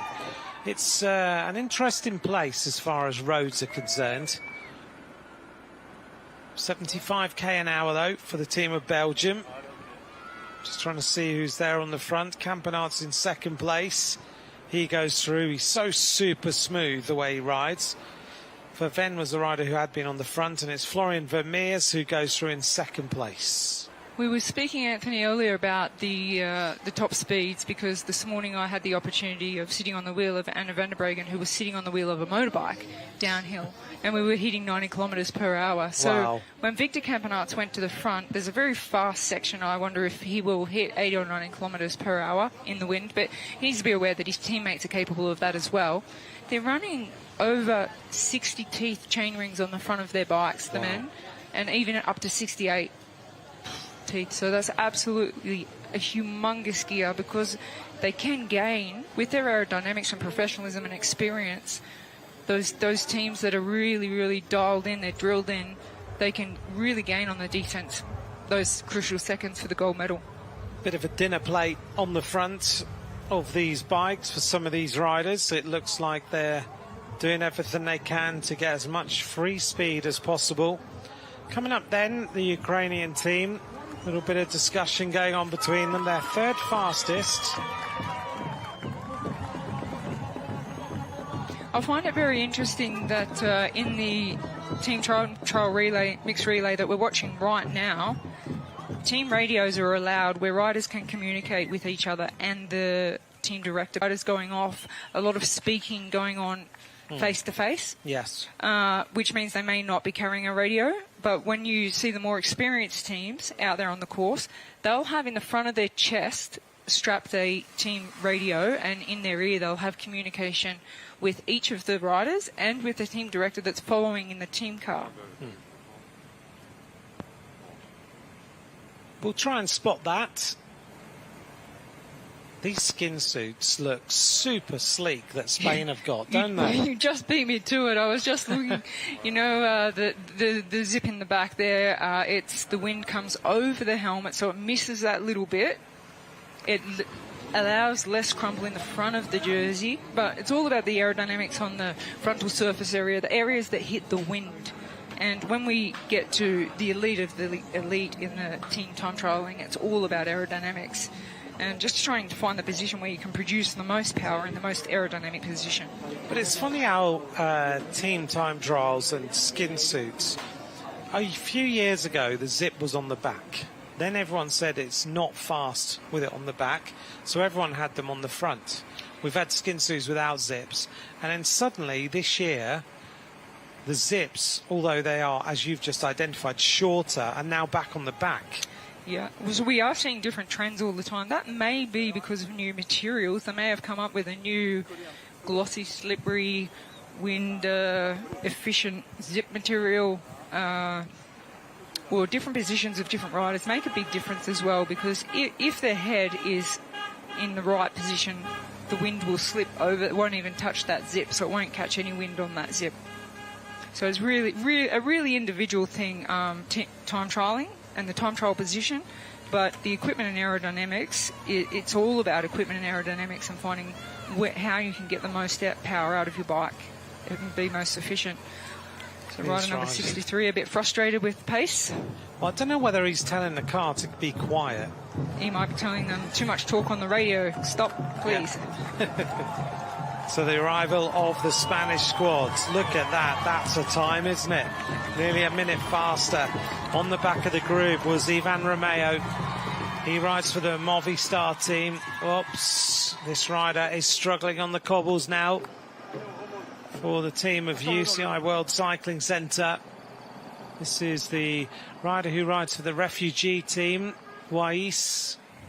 Spain now. Let's watch them go down this descent. We'll see just how fast they are. They're dragging each other now down the descent as fast as possible. Well, you can see even at high speeds that we see, there's so much work from the front rider that needs to be done. And the second, third rider, just to get on the wheel, they don't even need to pedal. They can really breathe deep, get some air into the lungs. But it's a super fast, technical downhill, smooth roads, but there's so much power that needs to go through the pedals of the first rider and so much recovery for the second and third rider. Just having a little look to see what chain rings they're on this afternoon. On the back is Raul Garcia, the Spanish time trial champion. This is the Belgian men with Victor Campenaerts on the front. Right to the team of Visma Lease a Bike. He's so careful about his equipment as well, isn't he, Campenaerts? Everything is about aerodynamics. Oops, Florian Vermeers almost touches the back wheel. Again.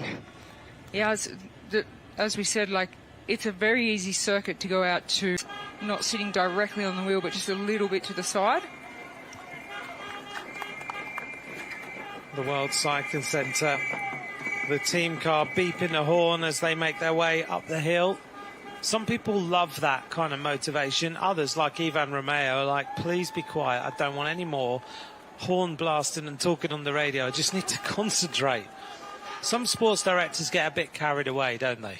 Yeah, absolutely. I mean, like we've said in many different aspects of this sport of cycling, it's so individual and it's difficult when you put them together into a team because one rider might like a lot of information and constant communication from their team director in the race car behind in the race radio. Oh, Belgium are in trouble here with the men. Well, Florian Vermeers goes.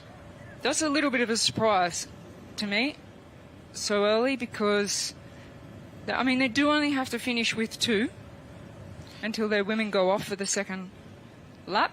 But that's very early, isn't it? Florian Vermeers, the tallest rider in this group, but he is a rider who's been riding alongside Tadej Pogacar. We know he's got power. We know he's very, very good on the flat. And I wonder whether this might be a mistake for Belgium this afternoon here, Rochelle, to lose Vermeers so early. Well, they've got experience, so I'm not sure if it would be a mistake. They've got communication with their team director. They've obviously just decided, look, if it's not your day, you don't have the power, we've got to go. We have to go. Campenaerts is nailed, isn't he? Look at the way he's going. He's absolutely rock solid on that bike. He looks very, very good indeed. Well, Florian Vermeers has gone. He's already miles behind. And he kind of gave a wave of the hand. Oh, off you go. Well, look, you could have said, I think yesterday, before they lost one of their strongest women to an accident she had last night with the altitude and everything, and she fainted and she knocked her head and had to have stitches, wasn't able to start today. Hopefully she'll be okay for the road race. But they've decided they're just in this race to gain experience and take home some UCI points. But as of yesterday, I would have said they were an outside medal chance. Yeah. Now I'd say they might be 4th, 5th to 10th, but 4th, 5th, 6th. But gold, silver and bronze, I think they're going to struggle. Yeah. Belgium have gone through 7.55 seconds down on Spain. This is the arrival now of the World Cycling Centre to the end of this lap of racing. Let's see how they do. Cross the line now, and the World Cycling Centre women get underway on the other side. Alalia Darwish, Fariba Hashmi and Yildiz Hashmi. Now the two Hashmi sisters are really strong. I fear a little bit for Alalia Darwish because these two riders are incredibly quick. I think being a part of the UCI World Cycling Centre has a massive advantage that you spend a lot of time together. So I think they would have had more time than most teams to discuss how we're going to execute this ride and what are we going to do with our weakest rider. So yes, I think that's a huge advantage to be a part of the UCI World Cycling Centre's team. Just being living together and being together every single day, I think makes a huge difference for a team event. We look at the Spanish team. They've got 3 riders together, which means you get an additional amount of rest. Compared to Belgium now, we've only got 2 riders. We've got to continue, go through and off. These 3 riders, you can sit on the back and have a little bit of a rest, which means that things, in terms of effort, you can get more effort out before the end. You can go quicker. They're riding well so far. Spain are the fastest team at the first intermediate split, 7.5 seconds over Belgium, with China at 56.60. This is our intermediate point number 2. They've gone through now 1 minute 25 seconds faster than China. That's impressive. Yeah, for the first time check, they're on a mission, but quite expected, I think. Very experienced Spanish riders here. My question is whether their women are going to be matching the women in the other squads, and I'm not so sure they are. But you never know. Paula Blasi is a great rider. Benito's a good rider. Osterladser's good. But have they got the time trial speed that we need them to have in order to give Spain a medal chance? Agavi Marcia might have been a good addition. Yeah. I saw her this morning training and thought, do you know what? Actually, This course is good for Mavi Garcia. She's a powerful rider. She's strong. Yeah. Yeah. So maybe, you know, like I said, some teams are lining up here for a medal. They're lining up with a huge ambition for a medal, and there are other teams that are just giving opportunity for the developing riders in their nation to experience. And maybe it's an event that a discipline that they will focus on in the future. But each of these teams have different ambitions here today. Belgium in a little bit of trouble here now. Campenaerts just trying to stay in the wheels. This is the Belgian squads that we were talking about. Marieke Mertz, Tess Merman and Julie van der Velde. Keeping those ice jackets on. I must say, when I just ducked out for the loo, Anthony, it is extremely warm out there. So even though the temperatures are only reading around 30 degrees, it feels super. It's a different feeling here in Rwanda. It is. An absolute different feeling. So it's, yeah, and we had a little bit of rain earlier, but now the sun is shining and just the heat off the sun is really strong. Mauritius are about to go, featuring Kim LaCour, the rider who wore the yellow jersey of the Tour de France Femme, won a stage of the Tour de France Femme this year.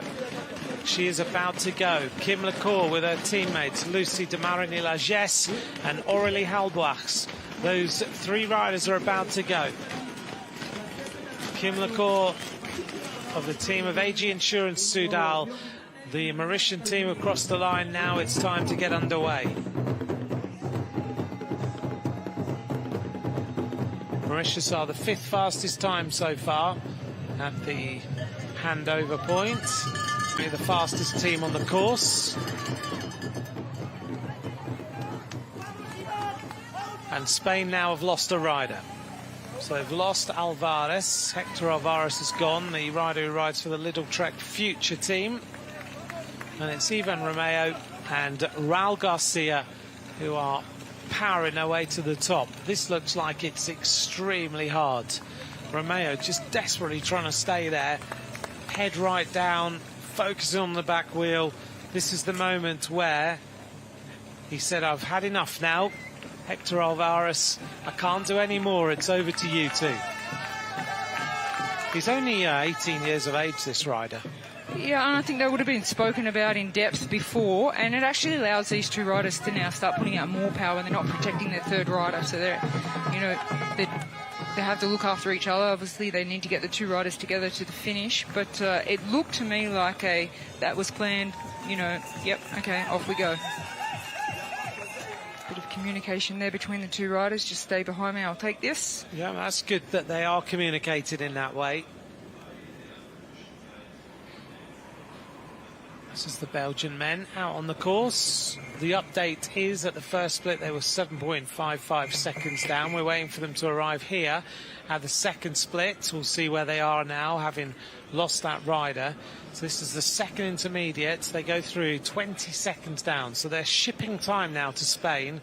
They've lost about another 13 seconds on that second phase of that time trial. This is the situation at the second split. Spain, Belgium, People's Republic of China are the top three.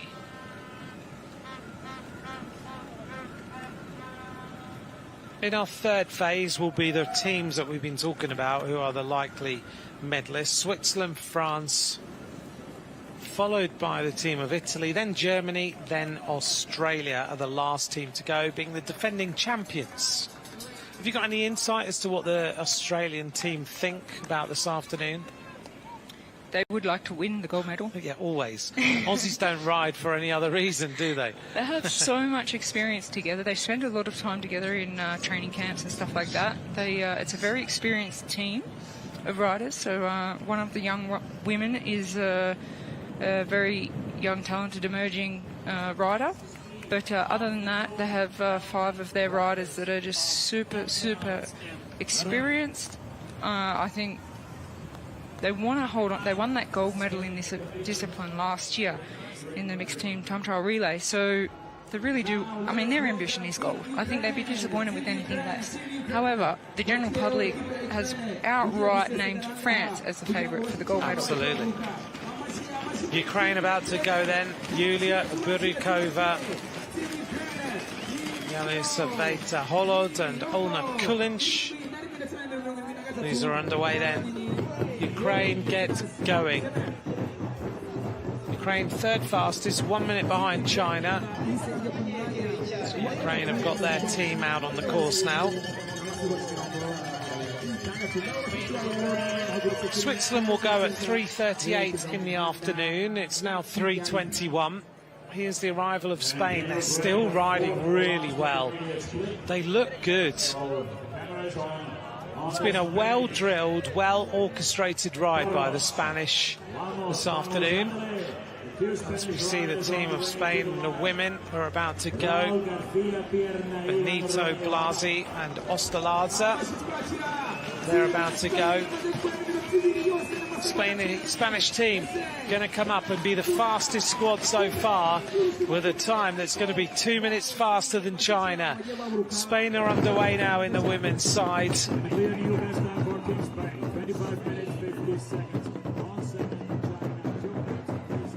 That's an impressive ride by Spain, isn't it? 2 minutes and 3 seconds faster.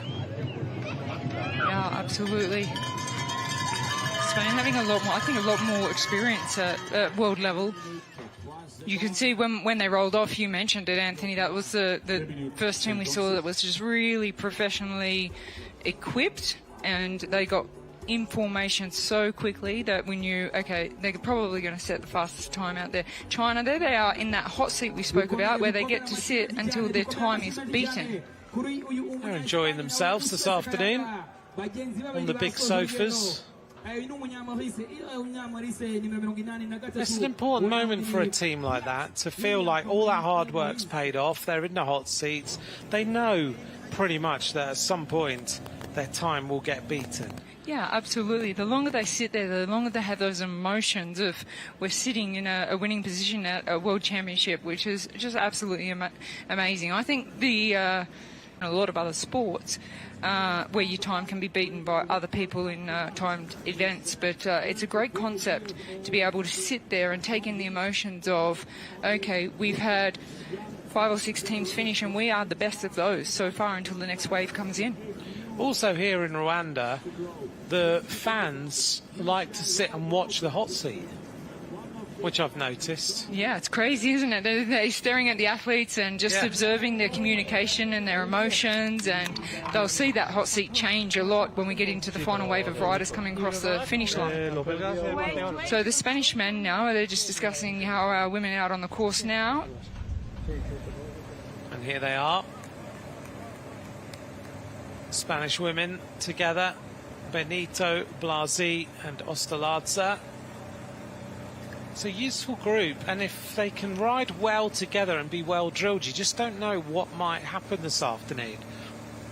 Well, that's what team time trialling is all about, being well drilled, being aware of your teammates, their condition, their ability, their capabilities. And you just saw there all the language is body language, a tip of the head, okay, I need to get on the back and have a rest. Oh, very well back on the wheel there.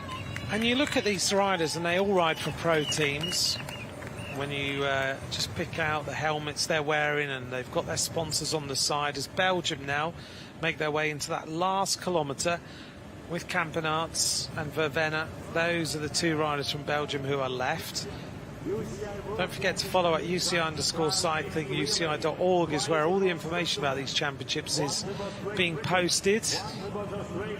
Keep an eye on the social media at UCI_cycling. It's very entertaining, actually, some of it. Looking here at down on the Belgians, I was smiling this morning because someone had created a video we saw yesterday.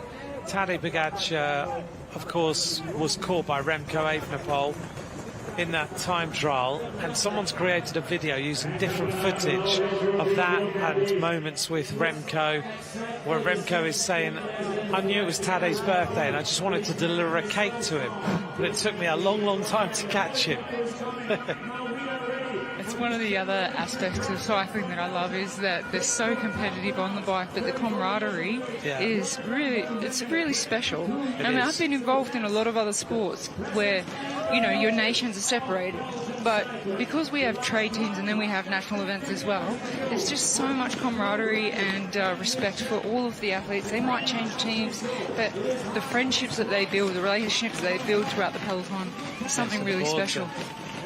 Belgium arrive, and the Belgian women is about to go. Second fastest time for Belgium, 23.54 seconds down, having lost Florian Vermeers. Now the Belgian women get going. This change team: Marika Mert, Tess Moorman, Julie van der Velde. And they're going to get into their rhythm now and keep the tempo nice and high. Here's Spain. The Spanish women look like they have really, really worked at this discipline. It looks like they've ridden together a fair amount. Absolutely. They've had a superb... Without any mishaps, no doubt they're going to take that hot seat from China and sit themselves in the gold medal winning position, and they'll be looking at the time scoring board, see how long they can stay there for. So at the finish, so far, it's China, from Ethiopia, from Rwanda, from Uganda, from Benin. But we know that the Spanish men are going well. Hector Alvarez has just arrived at the finish. He did a big amount of work out there for that squad.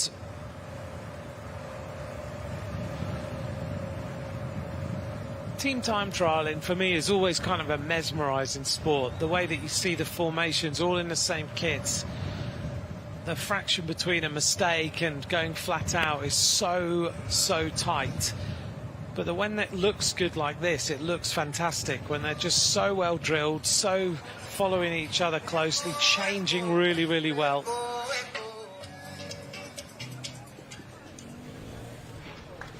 So recovery time. Well, for the men in this mixed team time trial relay, they go out first and they do a lap, and then they have to wait and see how their women finish off. 3 women from the Belgium team. And here's our leaders.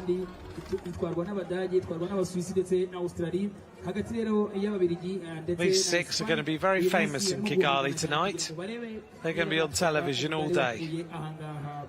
We're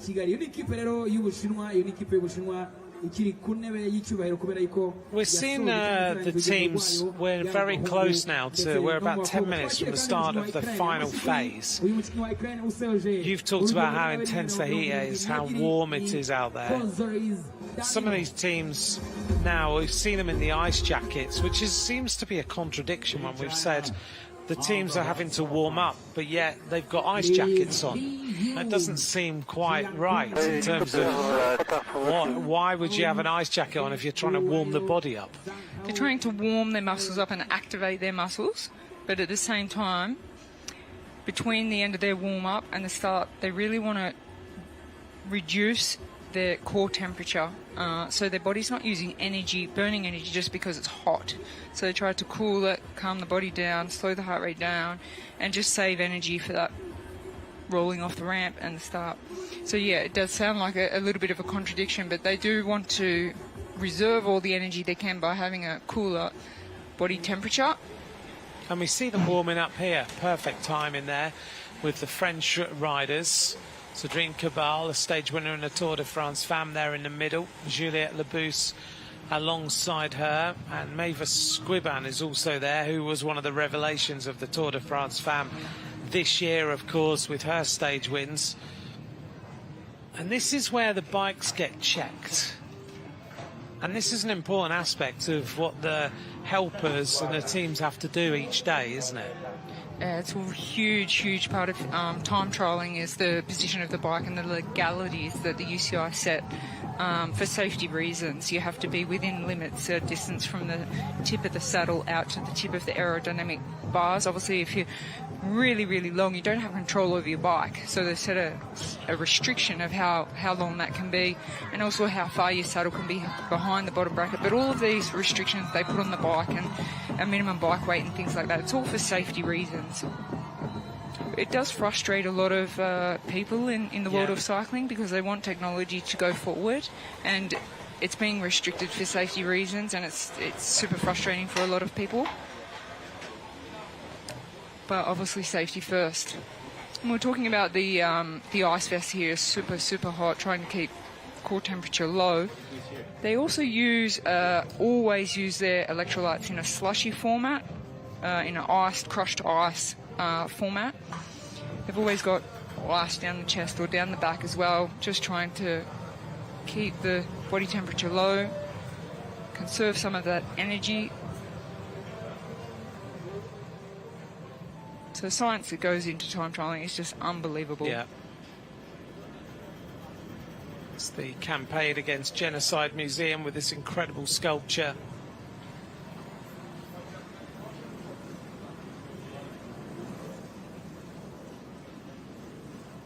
Which I think really collects the atrocities of, 1994.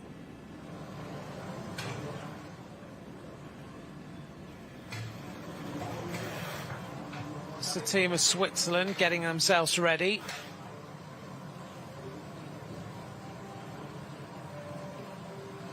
A lot of concentration. Stefan Kung. Switzerland are twice the gold medalists. 3 of their team having won medals before this time. This is Bruno Amirai. He's won a medal here before. The team have won a silver medal, the French team. Amirai just getting ready. 3 members of the team have taken medals before. Bruno Amirai, Cédrine Cabal and Juliette Labousse. The last moments of preparation for all of these riders, knowing that in a few minutes they are going to be flat out, trying to help each other to take the victory. Jan Christen is the rider on the far side. Mauro Schmidt is the rider in the middle. Stefan Kung nearest the camera. Moving teams next year, so he will no longer be on that Villiers bike. Moving to the team of Tudor Pro Cycling, the team of Fabien Cancellara. Cancellara in the Tour de France now. And it will be interesting to see how Stefan Kung does in a Swiss environment as a Swiss rider. Whether it makes him an even better bike rider than he is already.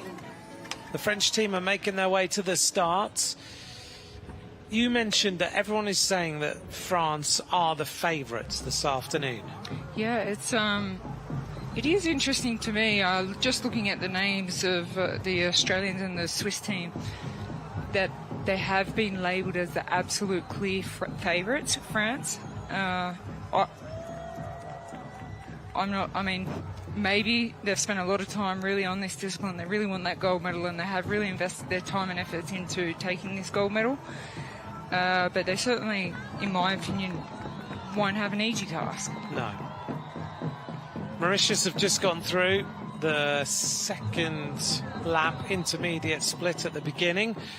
Mauritius go through 1:47.28 down on China. Just a few minutes until Switzerland get underway. The most successful team in this discipline, Switzerland. Twice the gold medalists. Kung, Schmidt and Reusser have won those gold medals before. So can they produce the goods yet again?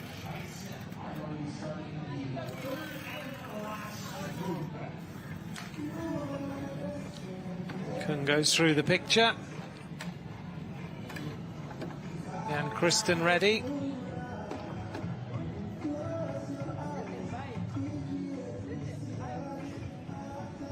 Today, some of these riders, or most of these riders, we saw on the reconnaissance, didn't we, of the road race?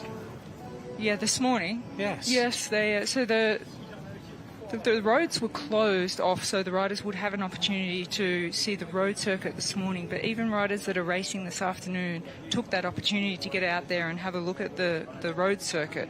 So yeah, it was a very, very busy road circuit this morning, with riders just analysing every little part of the road. And as we mentioned earlier in the program, Anna van der Breggen had a motorbike out there taking her to super high speeds on the descents. So not just looking at the course, but experiencing it at race pace. These riders look ready. Bearing in mind, it's quite a long time until these riders actually ride, but the warm-up is quite intense. Yeah, they Ukraine arriving. Let's just see them through this split. Ukraine are now the fastest team on the course. Yeah, they're in a little bit of trouble, but China are sitting in the hot seat, waiting for these two riders to cross the line. There's only 11 seconds between them at this point. It'll be a nerve-wracking situation for the Chinese. They'll want to stay in that hot seat, Yeah. and they've just seen the two riders split up, which Chinese riders will be keeping their fingers crossed that they have a little bit extra time in that hot seat. This is the Italian team. The Italian men are also in the next group of riders. Here's the arrival of Spain. Wow. The Spanish team are flying this afternoon. Intermediate 1 on lap 2, and the Spanish women are going to go through with a great time. 3 minutes and 10 seconds faster than the Ukrainian women's squad to that point. That's a significant move. It's huge, but as you said, Anthony, when they rolled off the start line, here's the first team that looks to me like they're really professional and dialed in, experienced, and now we get a glimpse of the Australian team getting ready, defending champions. As we said, they might be a little bit disappointed with anything but gold here today as we go back to the start ramp. This is the start of Switzerland. They won in 2022 and 2023. Mauro Schmidt and Stefan Kung have been two of the medalists. Marlin Reusser, the only woman in the team who is retained from those two gold medal wins. The start of Switzerland. They get going. Stefan Kung is the rider who leads. Tries to get these riders up to speed as quickly as possible. Well, Spain might have been the first one, but Switzerland are certainly well drilled off the start, aren't they? Absolutely. I think they're a definite medal chance, Switzerland. You've got France, Australia, Switzerland, and then Italy and Germany, outside chances. I mean, we've mentioned it a couple of times, but the challenges here in Rwanda can bring us some big surprises. There are just so many different aspects with the altitude, the climate, the travel, all this type of stuff, opposed to a general world championship held in Europe. It's bringing a lot of challenges to the riders on one of the most difficult circuits they've ever had to race a world championship on. Yeah. Well, they look good, Switzerland. They do look good, don't they? When we say they look good, what do we really mean? If you're a new fan watching this and we think, well, I can tell that they're riding a bike, but how do we know that they're good? Because their ability and capabilities, power outputs, seem at this point to be very compatible, and that their turns are very consistent. They've got the equipment, no doubt. You look at them, they've been in the wind tunnel, they've got all the optimal aerodynamics that they can possibly have.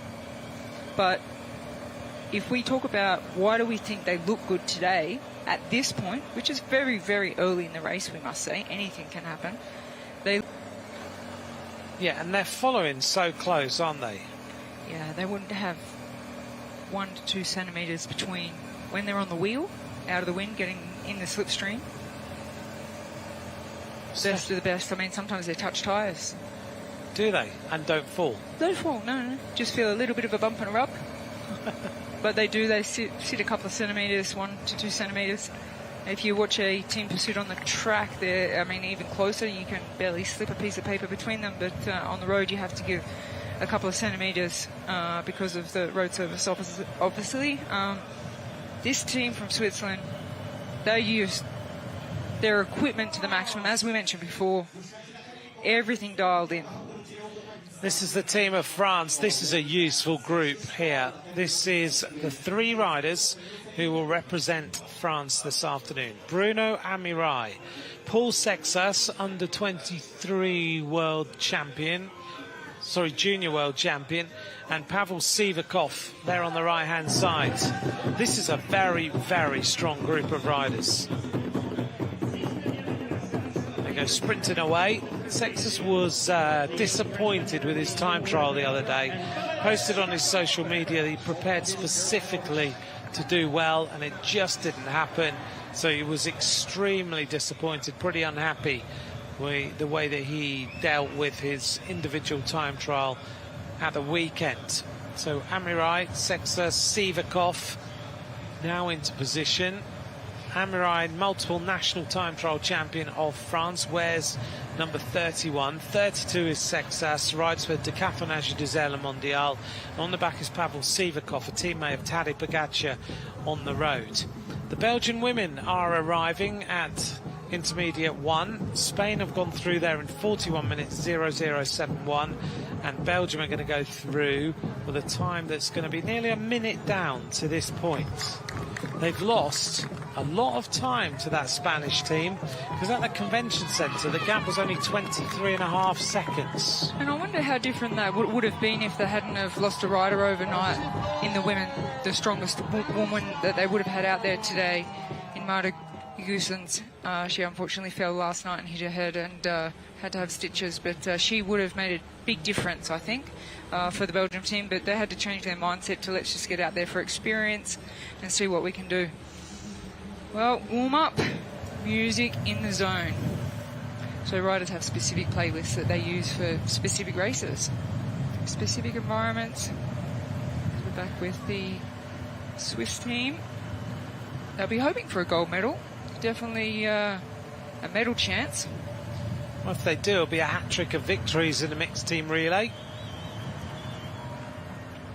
Always gives even if they're not all the same riders, it does give them confidence that we have dominated this with 2 gold medals in the past. So, yeah, back to the Italian women.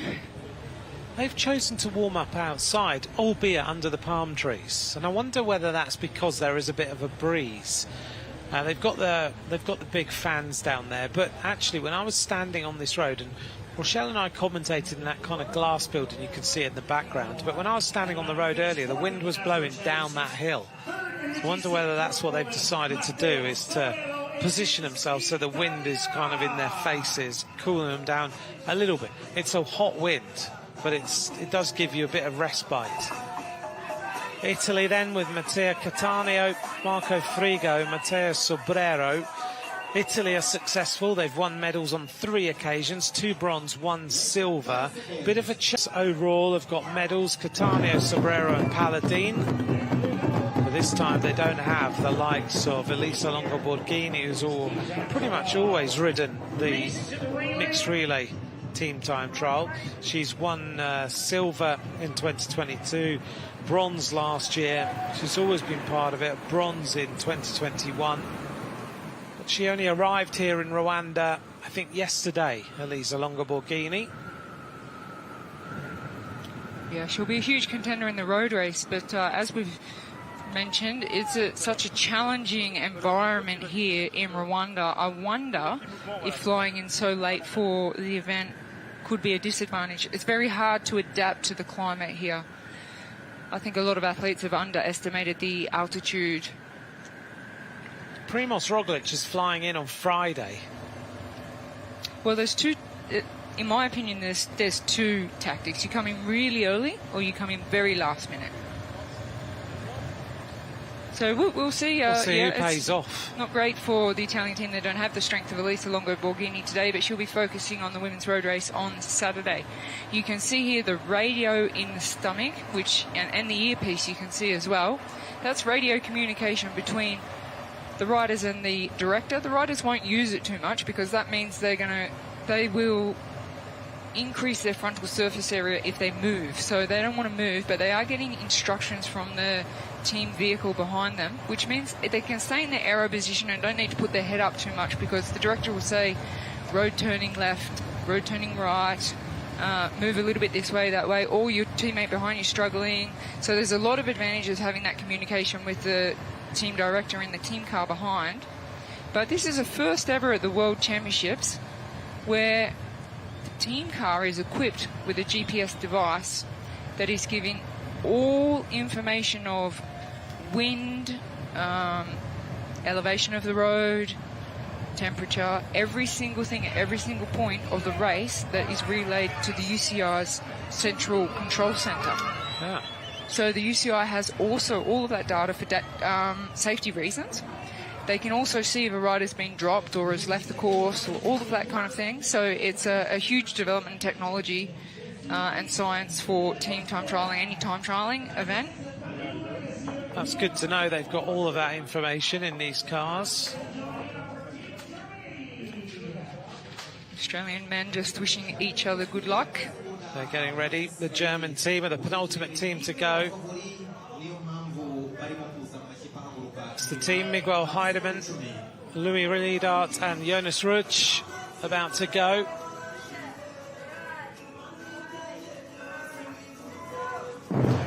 And the start of Germany.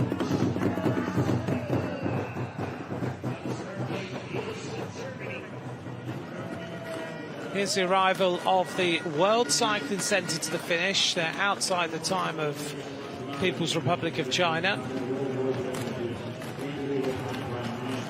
They're almost at the conclusion of this time trial, the World Cycling Centre. A little bit ragged.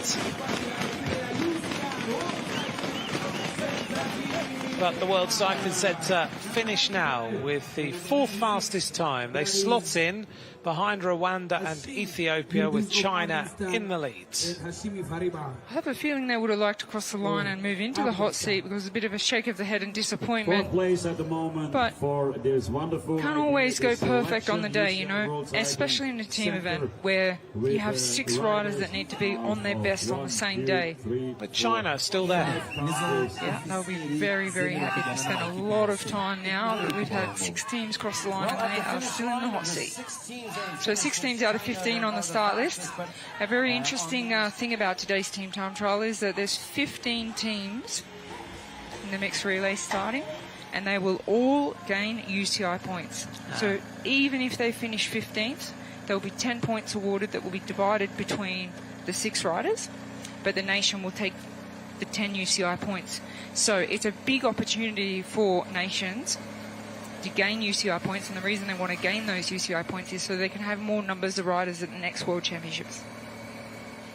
Very important then that every single second counts out here on the road. Switzerland are riding extremely well. Look at them. Yeah, they do mean business. They do. They're a medal chance. Are they a gold medal chance? That's the big question. So I think personally out of the top 3 teams I've labelled, so we've got France, Australia and Switzerland, it'll be about how much time they've spent together, how much time they've had here on the course, they know the course, how well they know each other. Just, it's such a team event. So it doesn't matter how one individual is coping with the climate or what the condition and their health is. It's all about compatibility with your teammates and how much time you spent together. Here's the start of the final team. This is Australia. Michael Matthews, Luke Plapp and Jay Vine. Jay Vine clearly on form, medalist in the elite time trial the other day, second on the stage of the Vuelta in the time trial. Luke Plapp, a stage winner at Giro d'Italia this year. And lovely to see Michael Matthews back and racing. He's about to get underway in the World Championships for his home nation. These 3 riders roll away. Michael Matthews, of course, incredibly was discovered in 2025 this year in the summer as we were getting ready for the Tour de France, a pulmonary embolism which was life-threatening, and he says he's grateful to be alive. Well, he's here in the World Championships now. He had to have after that discovery, because he said, I was thinking that as we just see Switzerland coming up to this first split, it's going to be interesting against Spain how Switzerland are squads. So Switzerland now the fastest team on the course. But Michael Matthews was saying that he just wasn't feeling good on some of his efforts. And eventually the doctor checked everything, and they found this embolism, and they basically said if he hadn't had it discovered, then a couple of days later he would be dead. It's an interesting thing I just thought about as you were speaking, Anthony, is that a fortunate thing that athletes have is that they are pushing their bodies to extremes very often, which means they are medically tested a lot. So rather than a general person that doesn't go to the doctor so often or thinks maybe I just have the flu or whatever, being an athlete, you have a team of doctors around you that are always testing to make sure you're at your optimal performance. So Mauritius finish, fourth fastest, Rochelle, fourth fastest for Mauritius. Yeah, you're right. And as Mauritius crossed the line there, he's lucky that he had all of that around him. yeah, absolutely, because sometimes these things can just go undetected until it's too late, and very fortunate for Michael Matthews. Great to see him back in racing, though. But here's the story of the day so far, because Spain's women are approaching the line. They've caught Ukraine in front of them, and they're about to put themselves into the hot seat. The question is whether they're going to surprise everybody and get themselves a medal this afternoon, because this is a fantastic performance by the Spanish team combined, men and women. The Spanish team gave them, at the end of the relay, they gave them what? 2 minutes and 3 seconds on the Chinese squad, and here at the finish they're going to have doubled it, or more than doubled it. That's an impressive performance from Spain. The Spanish women there coming into the finish looked so professional. You could see that they had their hands together, which is decreasing the frontal surface area. That tells me they've been in the wind tunnel. They've been training together. They have put a lot of effort into this World Championship mixed team relay. So, yeah, I think a medal from Spain's going to be, well, that time that they've just posted might make a few of the other teams a little bit nervous. I think it might do, because that's an impressive performance from Spain.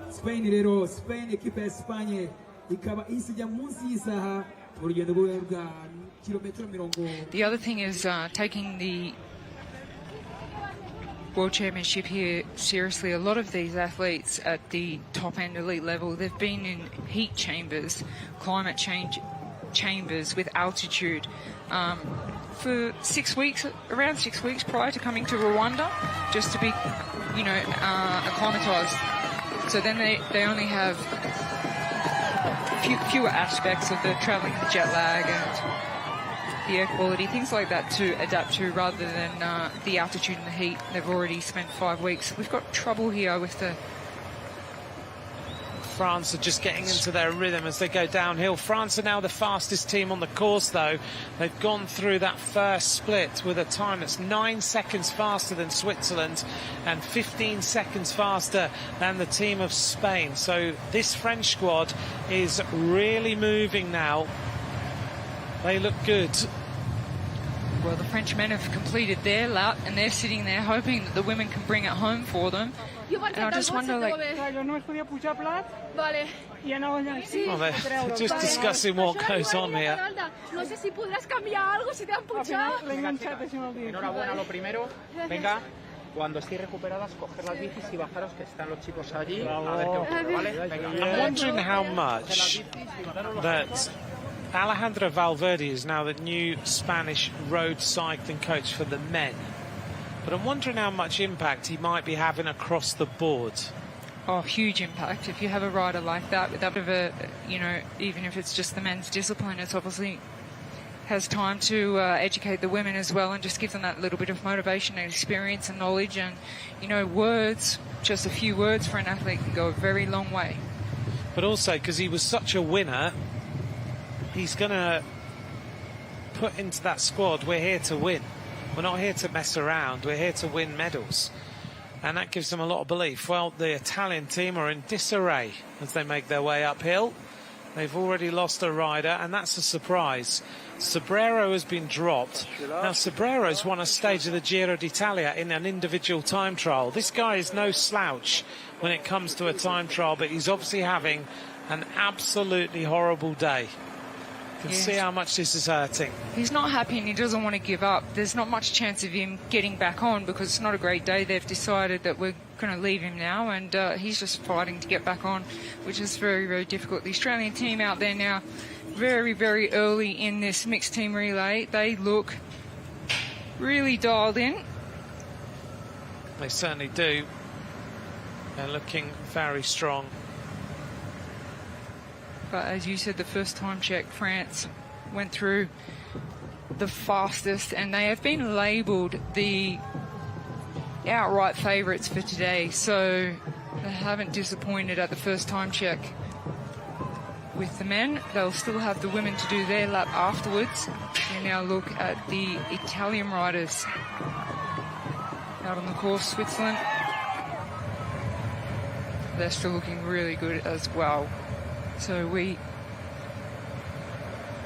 know that they're a medal chance. They have 2 gold medals in this discipline in previous years, and today they're looking really, really good.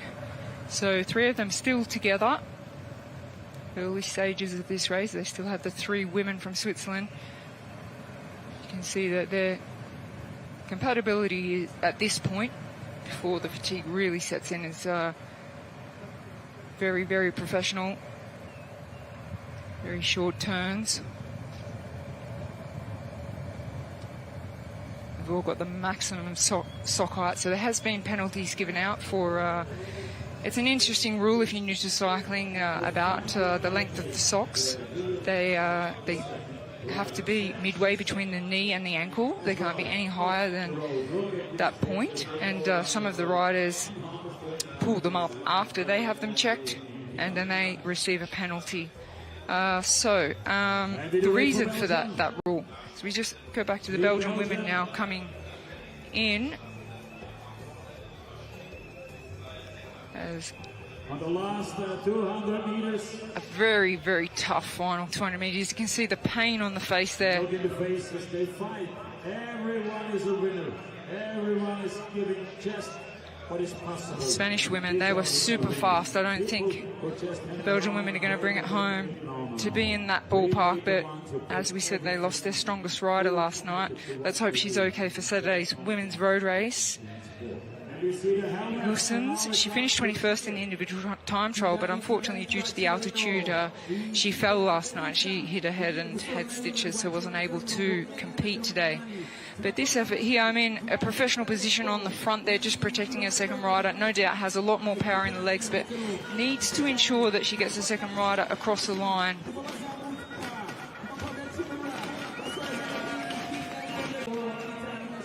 Two minutes and 24 seconds down on Spain. However, that will put them into second place at the moment. I mentioned the aerodynamic aspect of this sport, the crossed hands at the front and having the head close to the handlebars. Oh dear. So we said Switzerland were a medal chance. It looks like they've lost one of their male riders. So quite close to the finish, so not too bad. A lot of riders will have that strategy, that when they get to that cobbles section, 2 or 3 kilometres from the finish, they'll drop down to 2 riders. We switch back to the French team. The outright favourites labelled for today from the general public. Men have to complete 1 lap, and then they'll pass it over to their 3 women. So intermediate split for the men from Germany. They are 28 seconds down with an average speed of 41.6 kilometres to that point. The crowd have been out there since 9 o'clock this morning watching the riders training on the course, and now watching the racing. The fan zone is absolutely completely packed. Well, on paper, these 3 men are so experienced. I think we'll see a great time posted by them. They are the reigning champions in this discipline.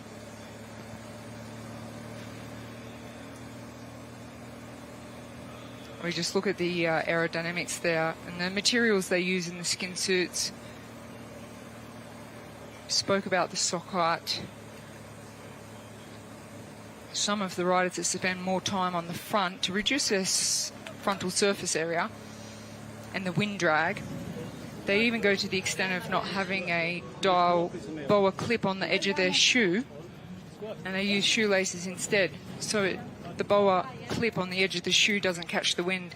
It's such a technical aspect, aerodynamics of the time trial. So the Swiss are down to 2. The men are bringing it home in the last couple of kilometres until they pass over to the women. And the 3 minutes 29 seconds at the last time check behind France, who are the favourites for today.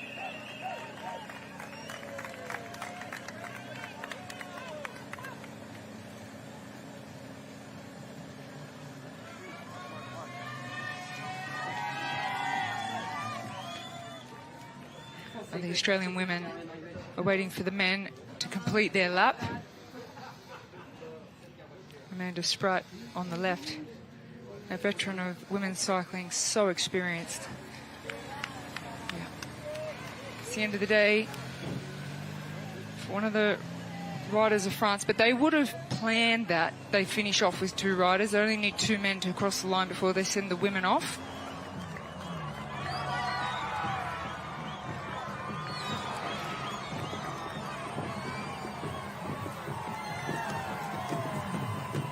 Well, it's interesting that little gap was lost between the wheels there of the Australian team. Just makes it every little second's going to count on this circuit.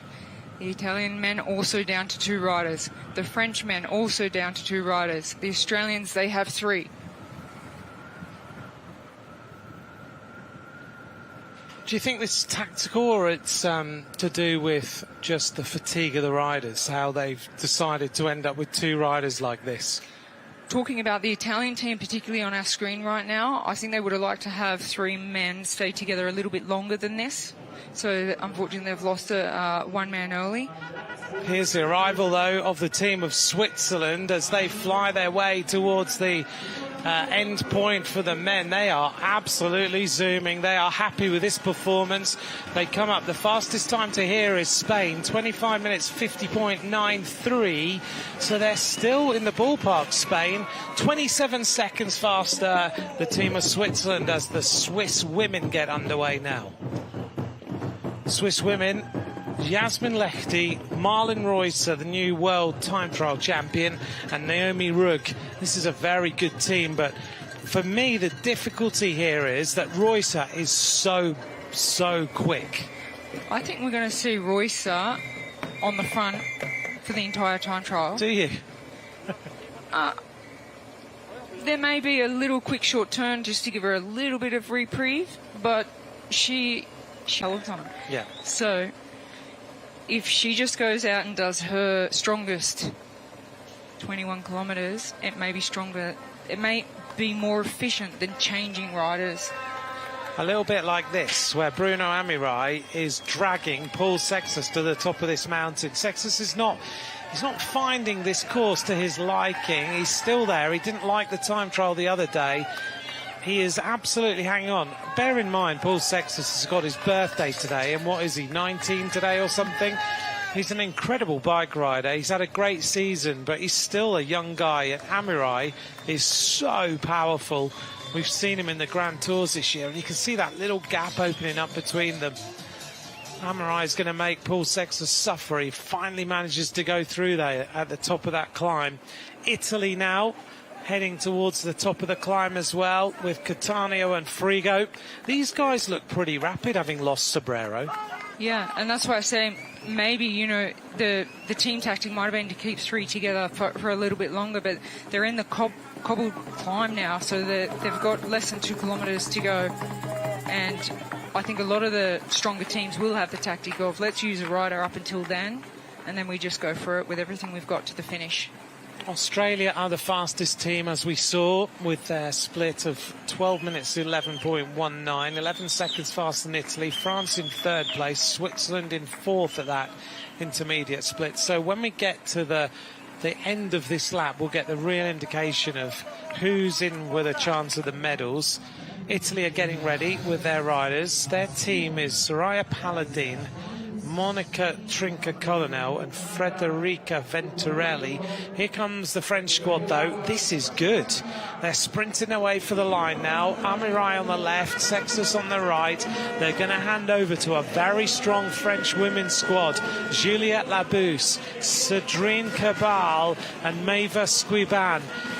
Between them, 3 stage wins in the Tour de France, these riders. Here's the arrival then. It's going to be the matter of a second at the finish. 0.76. 0.76. The women really need to bring this home. This is the team of France that have been labelled for a long time the clear favourites for the gold medal. And the women have got a job to do. It is because of the women's team, because cohesively everyone thinks that they have the attributes to go fast on this course. Juliette Labousse, French champion, one of the best riders in the world peloton on the mountains.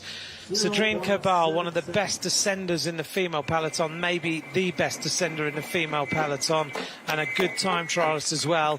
A best young rider in the Tour de France Femme, stage winner in the Tour de France Femme, and alongside them, Maeva Squiban, who won 2 stages in the Tour de France Femme this year. Doesn't get much better than that. It's an impressive lineup to bring home the gold medal for France. However, I have a feeling that we might see the Australian men. I mean, the team of Switzerland men have come in around the same time. But if the Australian men come in a little bit faster, then it's really, I mean, it's such an interesting race and dynamics of this mixed team relay. Once we get all of the women's teams out on the course, we'll have more of an indication. But I think, like we said before the program, that France, Australia and Switzerland are probably the medal chances here. So these are the Frenchmen just having given all of their effort, still waiting for their third rider, who went really deep into the hurt box. They have to just wait now. I'll move. Wait till the 3 women complete the course. Paul Sextus, 19 years of age today. It's incredible. He had a phenomenal ride. We're getting an aerial view of the Australian team.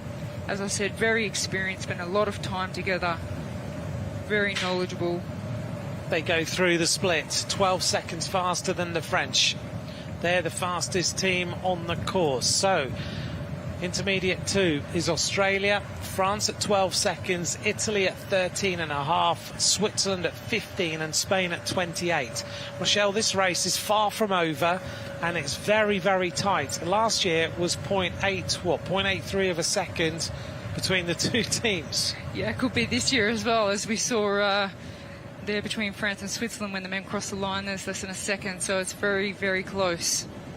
We'll see when the men from Australia come through. Italy, well, they're approaching the finish. The Italian team is nearly at the finish line. The Italian women are ready. They've got some great time trialists in here. Venturelli is super fast. Palladin is strong. Trinca-Colonel has been one of the revelations of this season. The Italians just losing the wheel on the run up to the finish as they just try to wheel a little bit. Almost at the line now for the Italians. They get underway. 14 seconds down. That means we have France in the lead there, Switzerland and then Italy. In the hot seats at the finish are Spain. They've completed the course, of course. So at the convention centre at the end of lap 1, France, Switzerland, Italy, and we wait the arrival of Germany and Australia, but I think it's going to be only the Australians as they say goodbye to Luke Plapp. Yeah, like I said, these teams will have a tactic with the men and potentially also the women when they do their lap to drop one rider when they get closer to the finish of the lap. This is quite early, I think, for the Australians. I think they would have liked to keep 3 together until the cobbled climb. Yeah, me too. And well, they're about to hit it. I'm really inspired and impressed by Michael Matthews and the fact of what he's gone through this year. And here he is on the wheel of Jay Vine, a medalist in the World Championship time trial, a revelation of the Vuelta this year with the King of the Mountains and his double stage wins. And yet Matthews is giving his all for his country to try and bring home a gold medal in such a hard discipline of a team time trial where you are on your limit for the entire time. It's so impressive to see. He's also a very, very, very nice guy. So we grew up together, you know, locals in Australia, and he'd often come to our property to ride motocross. And he's talented in so many areas. He's also very, very... he's very educated. He does music. He can dance like you've never seen anyone dance. He races motocross, he can drive race cars, and he's a professional cyclist, and he's back, and it's so great to see. Such a genuine guy. He's got a good support and family and team around him. But also to have the mental strength to say, OK, I had that, I'm OK now, and I'm going to come back at world level so fast. That's hard to do.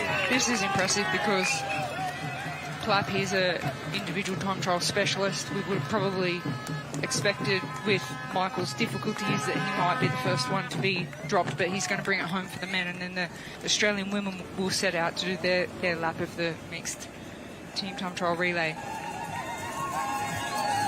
Well, we're getting close then to the end for Australia. Let's see how they go. Interesting, they switched positions on the cobble climb. You asked Anthony before if there's a aerodynamic advantage. Mentally, definitely an advantage having a wheel in front of you to follow. Yeah.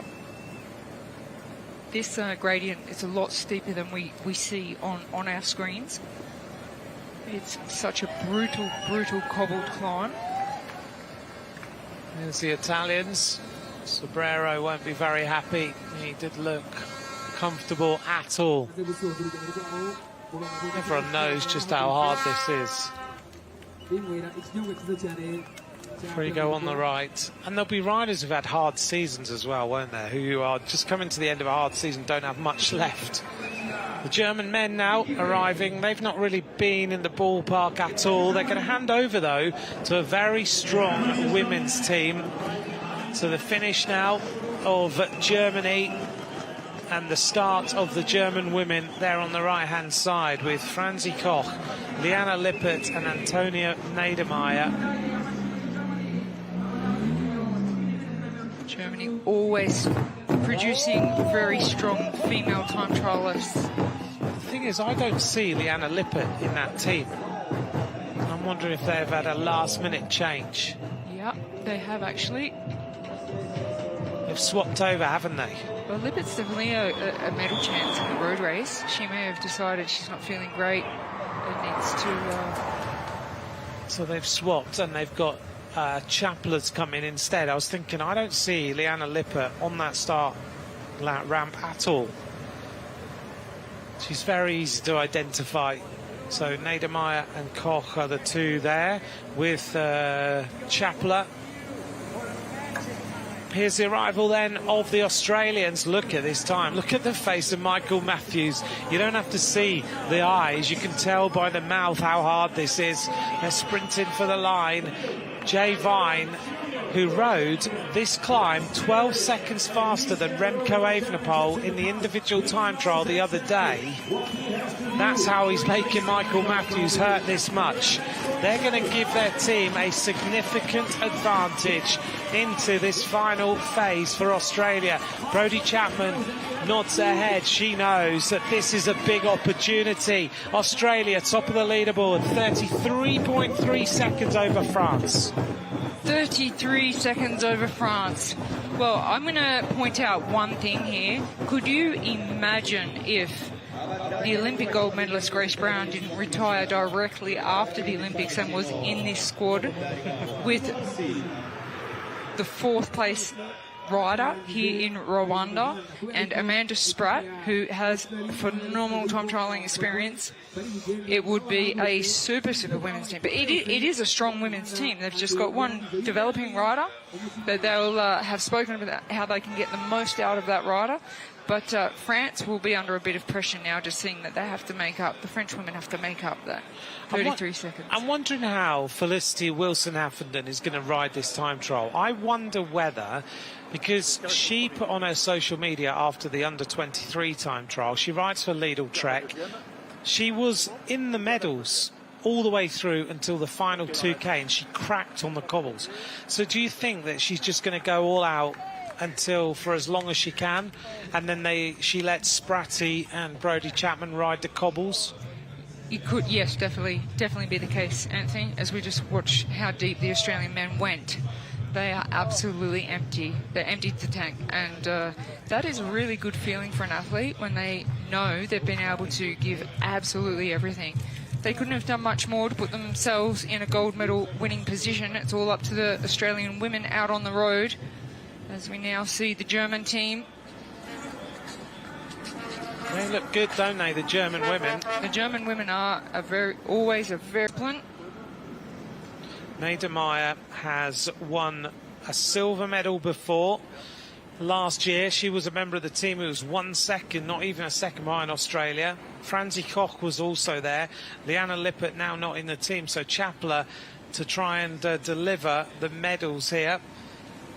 But they're a strong squad. We know how powerful Francie Koch and Antonia Niedermeyer are. Niedermeyer is extremely strong in an individual time trial. We go back in the past, she was bronze medalist in the junior world time trial. Here's the Swiss women coming up to this first split on this lap. Going to go ahead of Spain significantly. Wow, look at the time. 1 minute 32 seconds. And I think you're right, Marlon Reusser is basically dragging this team along. Yeah, just over 21 kilometres for Marlon Reusser. I think the strongest woman on a time trial bike in the peloton in the world at the moment. And she's just said, I'm going to take a little breather on this downhill section. And immediately, Naomi Rugg asks Lehti to go through. The Italians have lost a rider, Soraya Paladin. That's surprising. An extremely strong rider. Maybe that's the tactic. Paladin has done as much as she can. Here's the Australian women. On the front is Brodie Chapman. Rode so well in that individual time trial the other day. What was she, 4th in the individual time trial? It would have given Brodie Chapman so much confidence. As we see Amanda Spratt on the back, number 5. She's a veteran of women's cycling with so much experience. They're still recovering. They did the best job they could to put themselves in a gold medal winning ride. Now they just have to wait and see what is possible. Here's the French women. Switzerland have ripped their way up this climb. On the front, this team, Juliette Labousse, setting the pace, and it's hurting Mavis Squiban, number 36 there, who is an immense climber, just desperately sprinting to stay with Juliette Labousse and isn't really able to. Labousse just going that little bit too hard for Mavis Squiban right now. So the French maybe not as cohesive as we expected. Well, like I said, Anthony, it's been interesting that they've been labelled the outright favourites, because when I look at the strength of the Australian team, they have maybe one weak link there, but they're so experienced. We have a real race on our hands here. We definitely have a race on our hands. Welcome to the mixed relay team time trial. We're in the final phase now. All the teams are out on the course. It's all about how fast they can do this course as women riders and who will take the medals. Back here with the team of France. On the back is the rider wearing number 34, Cédrine Kerbal. Just weaving a little bit. On the front still is Juliette Labousse. They seem to have recovered a little bit for this climb, heading towards the intermediate split. Well, we've been talking about the aerodynamics of time trialing. One thing I've noticed that's quite interesting is only the Australian men and the French men were wearing long sleeve in this heat, it's more aerodynamic to wear long sleeves. It does catch a lot of the wind in the frontal surface area. They're the only two teams in the men's French and Australian teams that chose to wear the long sleeves. You can see these women have been in the time trial in the wind tunnel because they've got an optimal setup with their hand position, their head position, their back position, everything optimized. This is the point where problem. This is a problem. Royce has got a big problem here for Switzerland. Well, this is a huge problem. This could put Switzerland out of the medal contentions. This is not good news. Royce has to have a bike change. If it's a quick bike change, I think she'll get back on and pull them to the finish. Otherwise, it's all over. It's not a super quick bike change. Well, look how far away the team are. This is not good news for the best rider in the team in the time trial.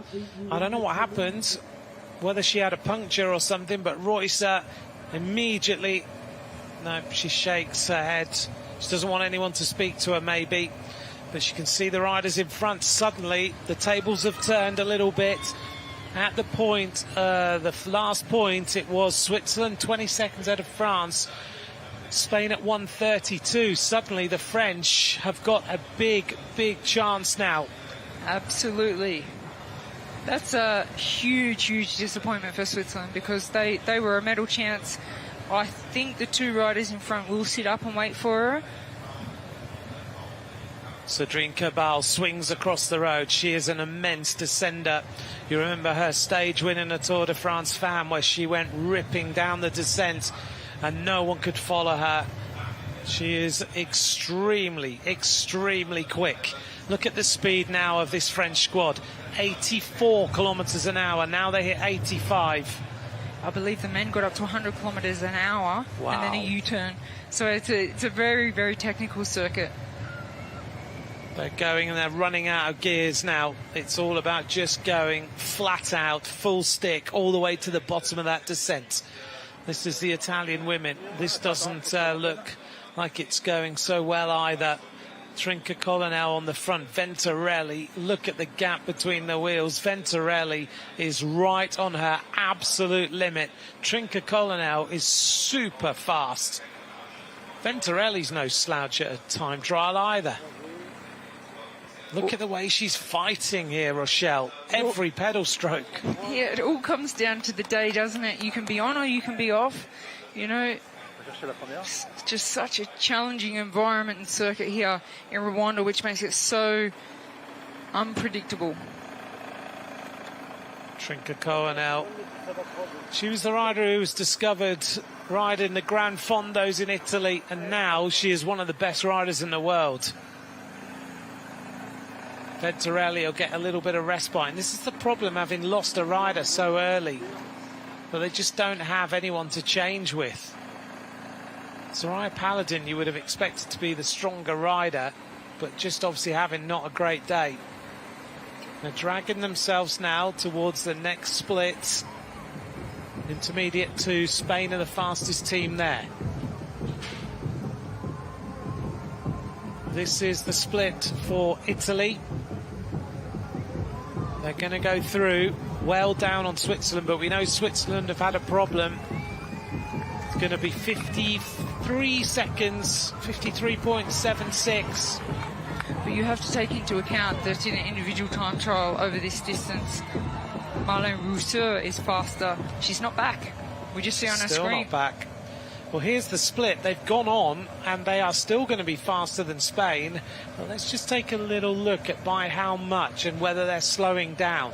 Here's the time, 1:7.95. They've lost, I reckon, 25 seconds, having lost Royce. And still probably going to go through the time check faster. Yes, they've gone through the time check faster by 1:32 at the top. They've gone through 1:07 through that split. So they are faster, but the question is, if they've lost 25 seconds on Spain, France were only 20 seconds behind at the last intermediate before this one. Does that mean that, and they're looking around to see where Royce is, does that mean that France now become the fastest team at this split? We'll see what happens. Are you surprised they haven't waited for Royce, or do you think it's best they don't? I think they should have, because I think if Reusser is motivated to get back on, she has to use a lot of energy to catch them. If Reusser has said on the radio, it's all over, we just see here. This is Felicity Wilson-Hafferden. She doesn't... We expected this. Yes. Yeah. A developing rider, here for the experience. Two very, very strong, experienced riders in Brodie Chapman and Amanda Spratt. Yeah, this is a time trial too much for Felicity Wilson-Hafferden now. She went really deep. She just gave the indication to the team vehicle behind her. It's over. And they give the information in the radio. You're down to 2 riders now. Brodie Chapman and Amanda Spratt. Two very strong, experienced riders. They are so experienced. Amanda Spratt, of course, has finished on the podium in the road race previously in her career. This is the hardest part of this first drag up towards this intermediate split at the top. It's going to be interesting here. And now Brodie Chapman starting to suffer. Yeah, Amanda Spratt on a very good day, but so much experience and knowledge when it comes to acclimatising and taking on all the different challenges. So we're back with the French women now, and as we said, 5 kilometres to go to the finish line. They've been labelled the outright favourites. They were put in a winning position very, very closely by the men. Let's see what they can do and bring it home. Well, they might not be the best time trialists in the world, but I would say that these 3 are perhaps 3 of the best climbers in the world right now. And they're about to go through the split with potentially the fastest time. France come up to the split. What is it going to be? They've turned the tables. It's now 15 seconds faster than Switzerland for France. Very, very impressive. They are living up to expectations out there today. Oh, she's back. She's coming back, yeah. Reusser is back. Can she give them a turn? She's clearly going faster than her 2 teammates. This is where I said, Anthony, I think it would have been a better tactic for the riders to just stop, sit up, let it Marlon Reusser. Yeah. Now she's had to work really hard up the cobble climb, and there's only 1.5 kilometres to go after that. That Reusser can get on the front and pull them to the finish. They needed her here, didn't they? They did. Because this is the point where Marlon Reusser would have made a big difference. And now, actually, they've lost Lechty. So it's Reusser who goes forward with Naomi Rugg, having done that work. So potentially, if they just waited, as Rochelle said, let Reusser pull them down that descent and on that hard section to the bottom of the climb, they might have gone a little bit quicker. They need to really move now, because through that phase, they lost 35 seconds on France. Royce has done some job. Look at Naomi Rugg. Yeah, she has to be careful not to drop Rook, but there'll be some communication there. She knows she can't go full. She knew before this time trial. She's the strongest woman in the world in individual time trial. She just has to go as fast as her teammate. She can't blow up Naomi Rugg right now. She needs to help her all the way. They get onto the more respite section. Here come Australia. What is this time? This is getting very, very tight between these teams.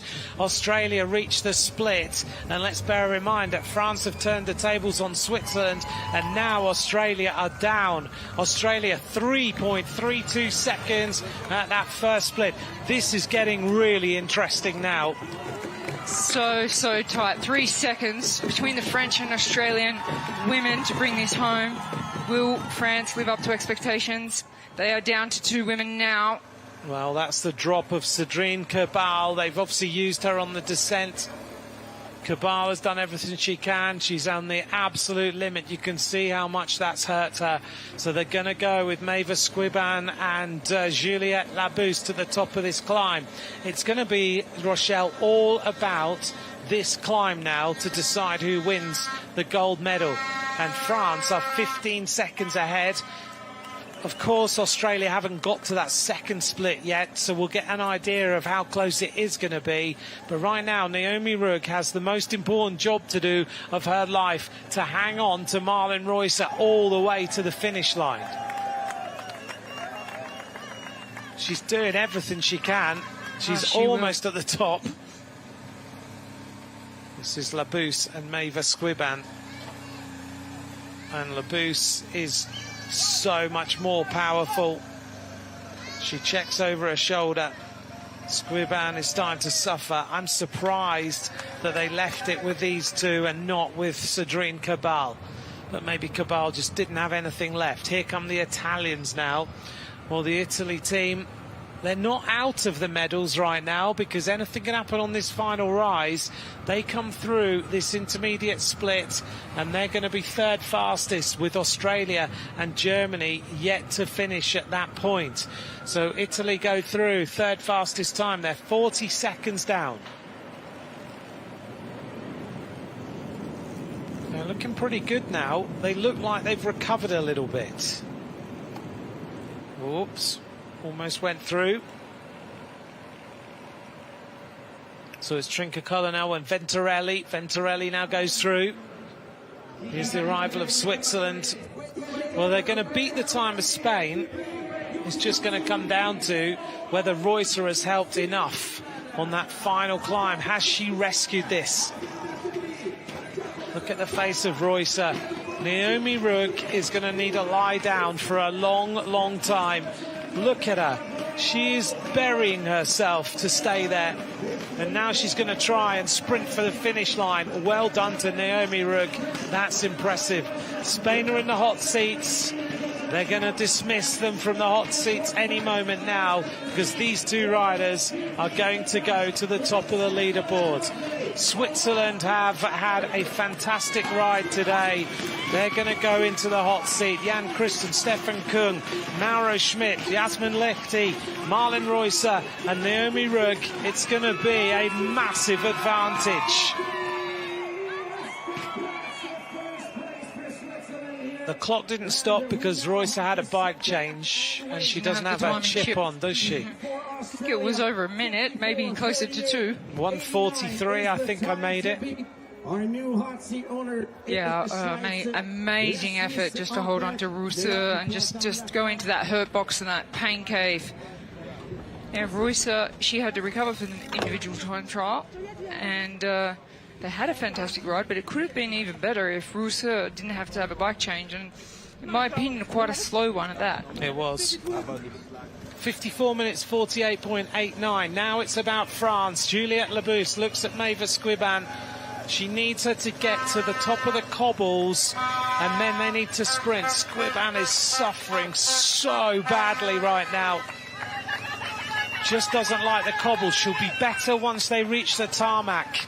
Then she'll feel a little bit more free. They'll get a bit of respite. She'll be able to recover a little bit and they'll be able to sprint because she's a great climber. She just doesn't like the cobbles. Squiban now gets into the aero tuck. Labous looks for her. She gets the bottle. She takes a drink. Now they need to settle in. 1,000 metres. It's going to be really tight, Rochelle, because...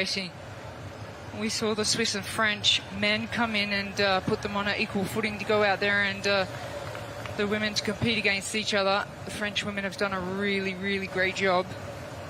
Squiban waiting for her moment to try and go through. Maybe she will, maybe she won't. Labous is quite happy. Whoa, don't touch the wheels. Labous being the stronger rider now, just trying to bring it home for the French. They are just sitting in anticipation with less than 500 metres to go. Thomas Voeckler looks very, very stressed at the finish line right now.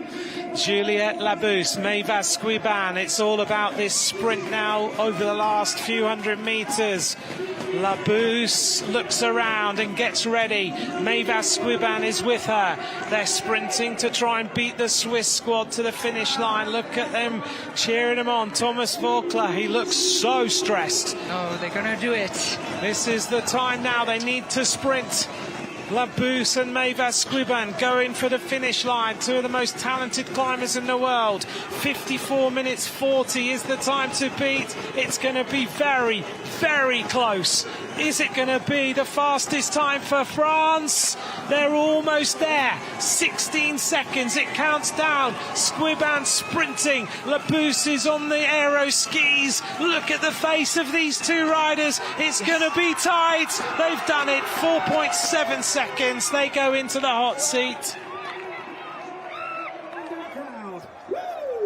What Well, to this point, they've lived up to expectations. They're sitting in the hot seat with 3 teams to finish. Australia being the biggest threat to their gold medal. Just waiting for some time checks. They nursed that so well, didn't they? Squibham was hanging on for dear life on the cobbles. Labous is so experienced. She's such a good road captain. She was able to just bring that home. Here come Australia now. This is going to be really, really tight. 13 seconds. The Australian women are ahead as we head towards the final climb of this race. Can these 2 riders blitz their way up the cobbles and take the gold for Australia for the 2nd year running? It's going to be close. Well, if I recall, they had a 33-second advantage when the women took off from the start ramp. So they have lost a lot of time over the French. They have. And the French have taken 7 seconds in that 2nd phase of that time trial. It's coming back. It's going to be very, very close. Right now at the finish line, it's 4.7 seconds between France and Switzerland. France have done everything they can do. Labous did an amazing job finishing that off. It's going to be super, super hard for the 2 Australian women. They're 13 seconds ahead, but that last cobbled climb, you can lose a minute. It's so decisive. But Amanda Spratt is such a good climber, isn't she? Well, Italy, let's see what they can do. The time to beat is 54.35. Italy are riding well together. Earlier on, it looked like they were, oh, I don't know, actually. Now it's starting to hurt. Venturelli. Trinca now is the fastest rider in this team, isn't she? Look at Venturelli. She drags her way back into the wheel. It's the mental toughness of these riders that is so impressive. I'm not so sure they're going to make it, you know. Under the red kite, they may well be heading for 4th place. Let's see what it's going to be. Italy, downhill.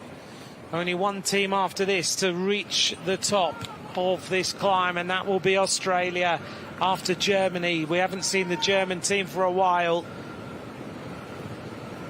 Germany went through the 2nd split, way off the pace, so it looks like it's going to come down to a sprint by Australia to the top of this mountain climb to try and take the gold medal.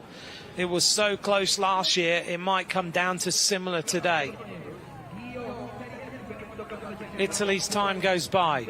Right now, to get in the medals, you need 1 minute 50, but Switzerland, I think, are safe with a medal. France are safe with a medal. It just depends on what colour it's going to be. I think that's a real race on our hands, is between France and Australia for the gold medal. However, I think the French team will be quite confident that Australia went through that time check 13 seconds down, but still with the cobbled climb, the hardest section, the most decisive section of the circuit to go. So it's all up to the Australian women out there. Now, what can they do to bring it home? Can they hold on to that 13 seconds? Italy are finishing, a tired team. What a ride they've done. It's been a tough one out there. They're going to be faster than Spain. They're going to put themselves into the bronze medal position. But unless Australia absolutely crack, it may well be that this team finish 4th. Let's see what the time is going to be here at the line. 3rd place for Italy, 45 kilometers an hour. France will be chewing their fingernails right now. So Italy is going to have to sit back. 2 more teams to finish. Yeah, according to the time checks, they may not be concerned about the German team, but now Australia. This is, like I said, the cobble climb. You can lose a minute. It's so decisive, and they only had 13 seconds advantage over the French at that mid-intermediate time check. So what can the Australians do? Not far to the finish now. They need to get up the top of this cobble climb. They will turn to the left and see the 1 kilometre to go sign. Brodie Chapman recovers, though. She looked like she was in trouble, but she's now gone to the front to give Amanda Spratt just a little bit of a wheel to sit on. So she was obviously just feeling at that little section, and every single part of this climb gives you something else. Brodie Chapman Looks for Amanda Spratt to try and come through. Spratt's taking her time. She obviously was not able to go with that. Oh, concerned Michael Matthews. He really wants that gold medal. It's so close. They won the gold last year. Australia, they've also taken a bronze before. Matthews and Platt were in the team that time in 2022 when Switzerland won, but Spratt has not been able to give Brodie Chapman another turn. She tried to get into the aero skis, she couldn't do it. The time to beat is France's 54:35.71. Can Amanda Spratt go back through? But Chapman, we know, 4th in the world the other day. She knows what this climb is like. She knows how to ride it. She's had that experience. The French team are waiting. This would give them... in trouble. Oh, this is not good news. The French team have taken a silver medal in this discipline before, never taken the gold. Spratt is starting to drop back a little bit here. She's not so great on the cobble climbs like this, is she? But put her on the tarmac at the top like Maeva Skuban and she'll be all right. Absolutely. She's a small, light rider, struggles on the cobbles. Obviously, in Australia, we don't have cobbles, so you're not brought up in juniors, you know, riding on cobbles and things like that. But she's doing a good job. She is doing a good job. There she is, hanging on. Just asking Brodie Chapman to do the work. She can see the top of the climb. We are seeing right now that at this point in the race, the gap is 8 seconds. This is going to be so tight at the finish line between... Oh, and Amanda Spratt right near the top of the climb just falters a little bit. Brodie Chapman checked over her shoulder. She probably got a little bit of information into the race radio. Can Australia bring this home? Chapman checks. Spratt has made it back onto the wheel. Now they need to put the hammer down. They need to go flat out, full stick, all the way to the finish, try and win the gold. This is going to be a possibility. It's going to be close. It is going to be close. Australia versus France. France have crossed the finish line. They are watching the clock. Australia still with an advantage of 8 seconds. Germany finish now, 4th fastest time, so they push Italy down 1 place. Brodie 0.71. Can Amanda Spratt give Brodie Chapman one more turn just to help out, or will they just sprint for the finish? They're doing 52 kilometres an hour. They've got around about a minute to get to the line, and it's going to be very, very tight. You'd normally say 500 metres, done. Game over, gold medal Australia, but that's not the case because this last 500 metres can take you a minute. Michael Matthews, Jay Vine and Luke Plapp are literally running for the finish line. Is it going to be gold or is it going to be silver? Are France going to start the Marseillaise or are we going to have the green and gold of Australia? It's closing down now. Look at Michael Matthews' face. They've got 32 seconds to get to the finish line. Amanda Spratt hanging on to the wheel of Brodie Chapman. The time to beat is 54 minutes 35.71. The Australians are celebrating almost, but Spratt has lost the wheel of Brodie Chapman now. 54:35.71. The finish is almost there. 8, 7, 6. Australia take the gold by 5 seconds. I called it, Anthony. France were the clear favourites in the general public, but I looked at that piece of paper of the Australian team. I think maybe knowing the athletes personally made me think, hang on a second, why is everyone saying that France is the clear favourites? Because that piece of paper for the Australian team, well, wow. Amanda Spratt, she has gone deeper in this race than in her entire life. She's had a huge, very long career. You see her Olympic rings around her neck. That is one of the most experienced riders you'll ever see, and she has just held the wheel of the 4th place individual time trialer here on Rwanda, and my gosh, will she be in a world of pain for the rest of the day. Poof. What a performance by Australia. Brodie Chapman had to be dragged off her bike. Amanda Spratt hang on all the way up that climb for dear life. That was so close. If Spratt hadn't sprinted at the top of that climb, she was getting dropped, then it was going to be a silver medal. Australia take the gold yet again with an absolute nail-biter. Last year it was a matter of a second. This year it's 5.2. France take the silver and Switzerland will take the bronze. That was such an exciting bike race. Unbelievably exciting and nail-biting. It's just, can you imagine in the entire world and sport of cycling how close it can be on the same day between three nations Amazing. fighting for medals? And Switzerland would have been even closer to that fight for gold medal without a little bit of an interruption with Rousseau, but what a special moment. A very special moment. Chapman has taken a medal before, so has Vine, so has Matthews. They've taken gold before. Luke Plapp has been a member of the bronze medal winning ride in 2022. A new experience for Amanda Spratt. And of course, let's not forget Felicity Wilson-Haffenden, who's out there on the course riding in, who did everything she could in the early stages. She's going to be a world champion as well. Nat White celebrates. What a performance by the Australians. It was looking like it might go either way for such a long time. The French team came back from, what, 30... They were 17 seconds. They were 33 at the handover, 17 seconds at the first split, 13 seconds at the second split, and 5 seconds at the finish. And Amanda Spratt, if she'd cracked at the top of that climb, it was game over. Too experienced, Anthony. Too much knowledge. Too experienced. Too much, the communication between the riders and the team management. It's such a united unit, the Australian team. The men and women are so united as well with the training camps that they do and all the staff involved. It's an incredible environment. And I think that's why when I looked at the paper and, everything you read on the internet was about the French team, and I was thinking, well, hang on, Australia not going to line up and not give their best, and that piece of paper and those riders in that lineup looks to me a very hard team to beat. Let's take a look at the result of an exciting mixed relay team time trial. Australia, back-to-back wins in this discipline. They beat France by 5.24 seconds. Switzerland at 10 after Reusser had a bike change.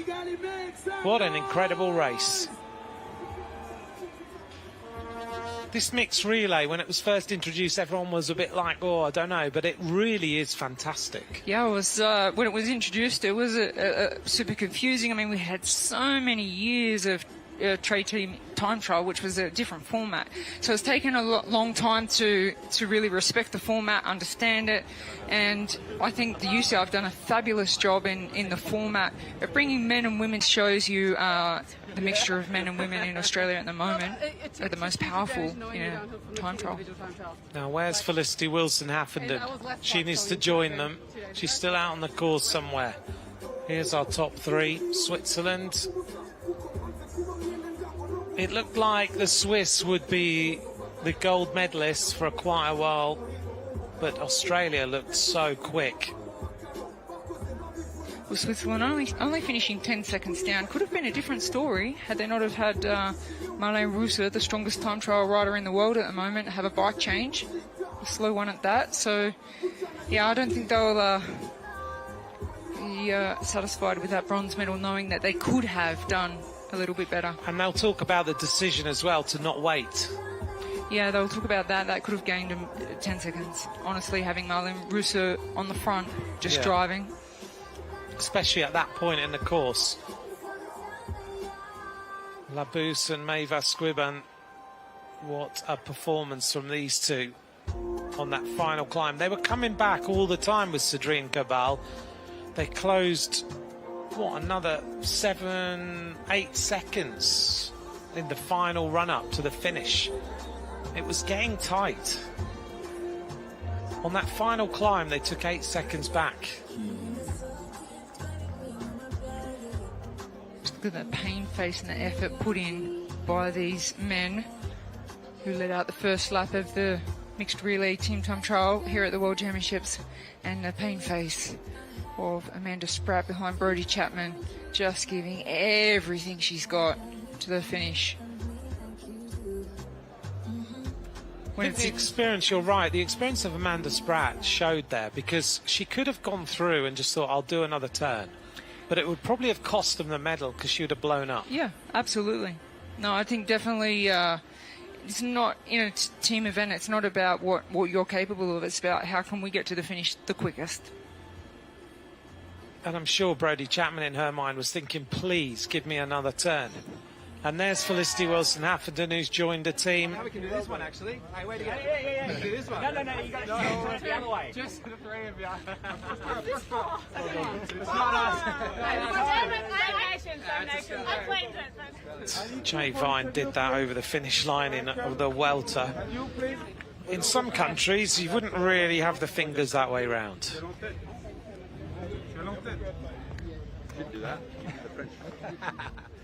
Here's the moment where she arrives at the finish.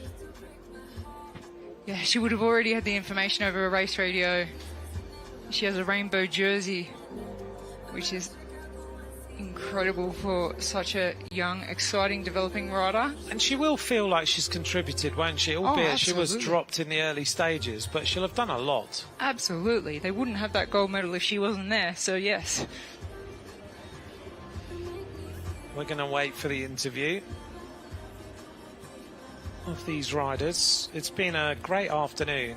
It's always a good midweek section. Well, sometimes it gets moved around, but when it's midweek and it's kind of that split between...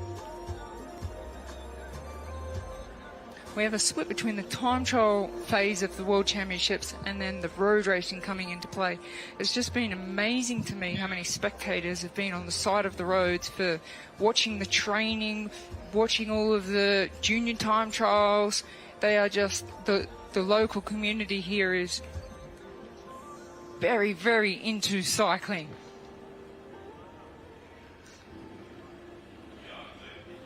We're going to hear now from the winners.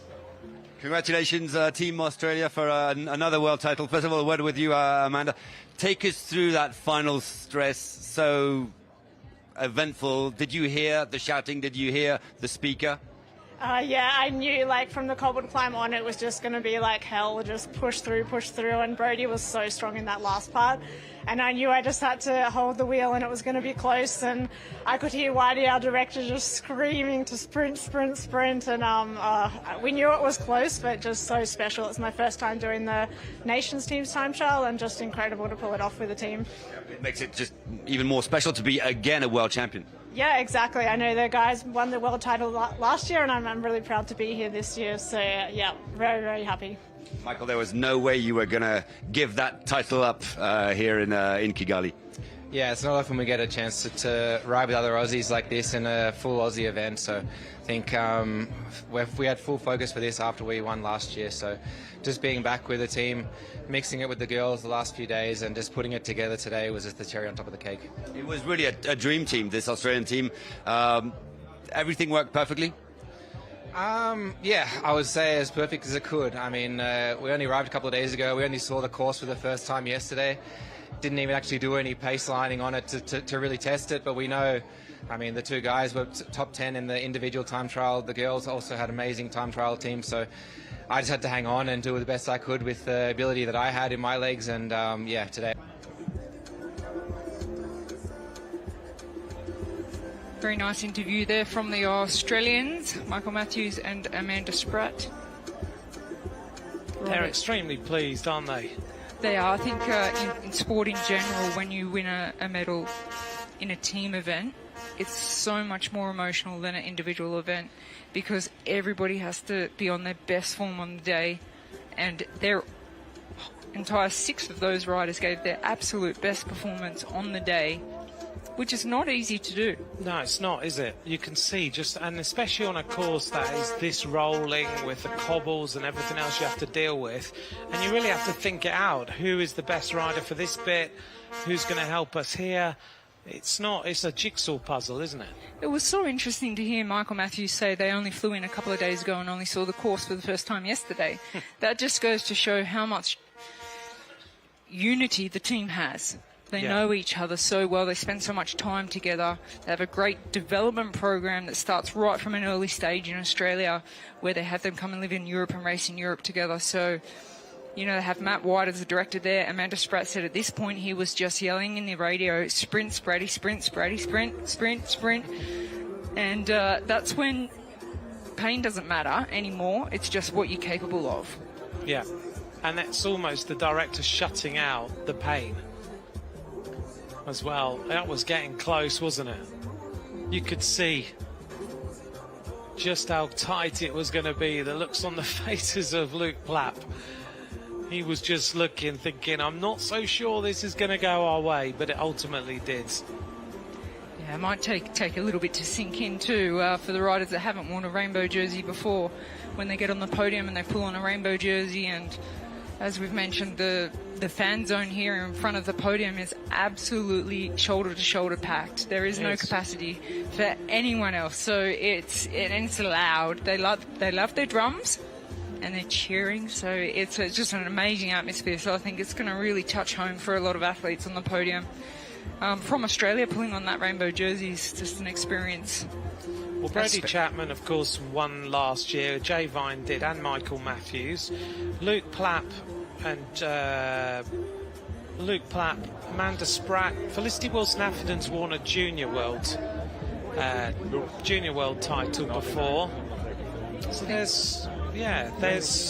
it's the first experience in the mixed relay time trial for a number of these riders.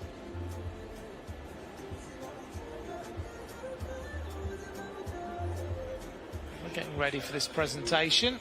It's not far away.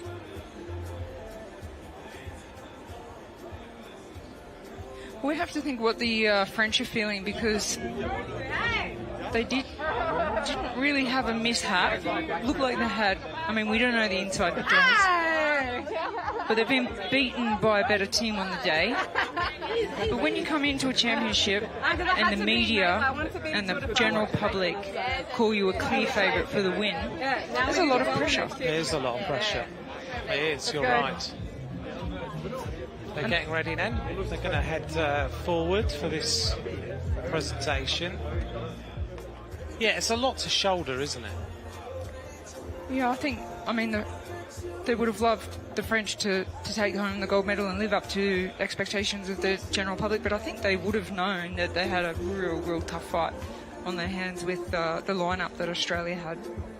I've never seen Thomas Voeckler that stressed. He's never that stressed. You have to take your mind back to those days at the Tour de France. In those moments. When I say action, say it's a group, I want you to run and just hop over that pattern. Okay? When I say action, cross, heck. Like Another aspect of cycling that we don't speak too much about is the obligations the athletes have to the media Luke these Plapp days. doesn't look interested at all, does he? No, I mean, some athletes just, know they have to do it, so if I have to do it, I'll give it my best. Perfect. And now when you've got your rainbow jerseys, we're going to come and just do that again. We're going to reveal your jerseys. Why? Thanks, guys. Why are they doing that? In cycling shoes, I wouldn't do it. Would you? With very, very fatigued legs and lactic acid, a dizzy head. Yeah, but they want to give what the media and the journalists want. So the protocol after winning a medal here at the World Championships is that the teams that have won a medal have to do a flash interview.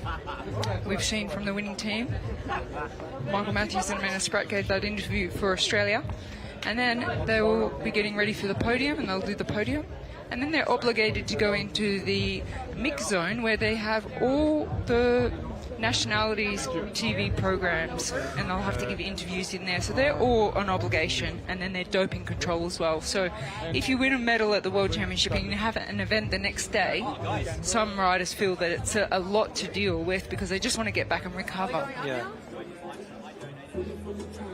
This is the anticipation when the women were coming to the finish line. But that last 200 metres is an eternity, isn't it? It's such an eternity. Those, from 500 to go, it takes so long for 400 to come, 300 to come. Such a long, long way. I was just looking at V8 cross riders of his generation, and he's here as the technical person looking after the finish. And Michael Matthews kind of looked at him like, can I get away with being on the finish line here? And he kind of just turned his head and looked away. Go and celebrate. You deserve it. What's good is that he has been a rider. He knows what it means to these riders to be there for their arrival of their teammates.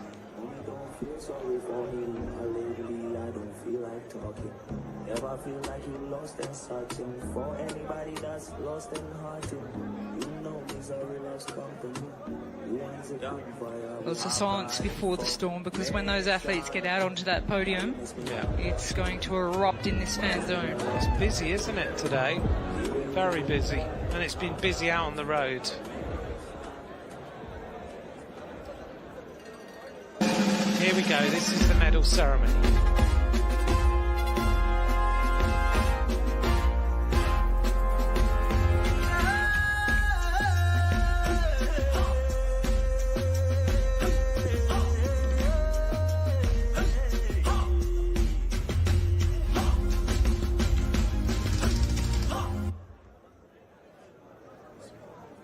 Ladies and gentlemen, welcome to the award ceremony of the 2025 UCI Road World Championships in Kigali. Mesdames et messieurs, bienvenue à la cérémonie protocolaire des championnats du monde route UCI 2025 à Kigali.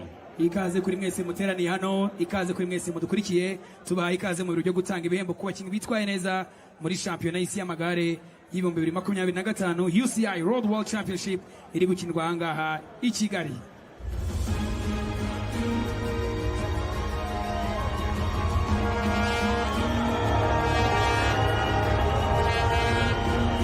The medalists in the mixed relay team time trial.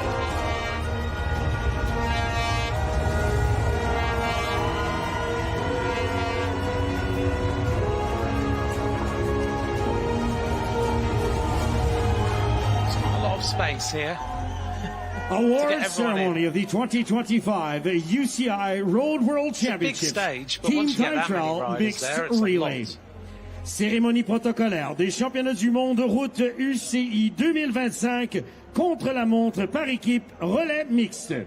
Muri uyu mwanya rero bagiye guhembwa abatsinze muri shampiyona y'isi y'amagare y'ibihumbi 2025 mu cyiciro cya Team Time Trial Mixed Relay.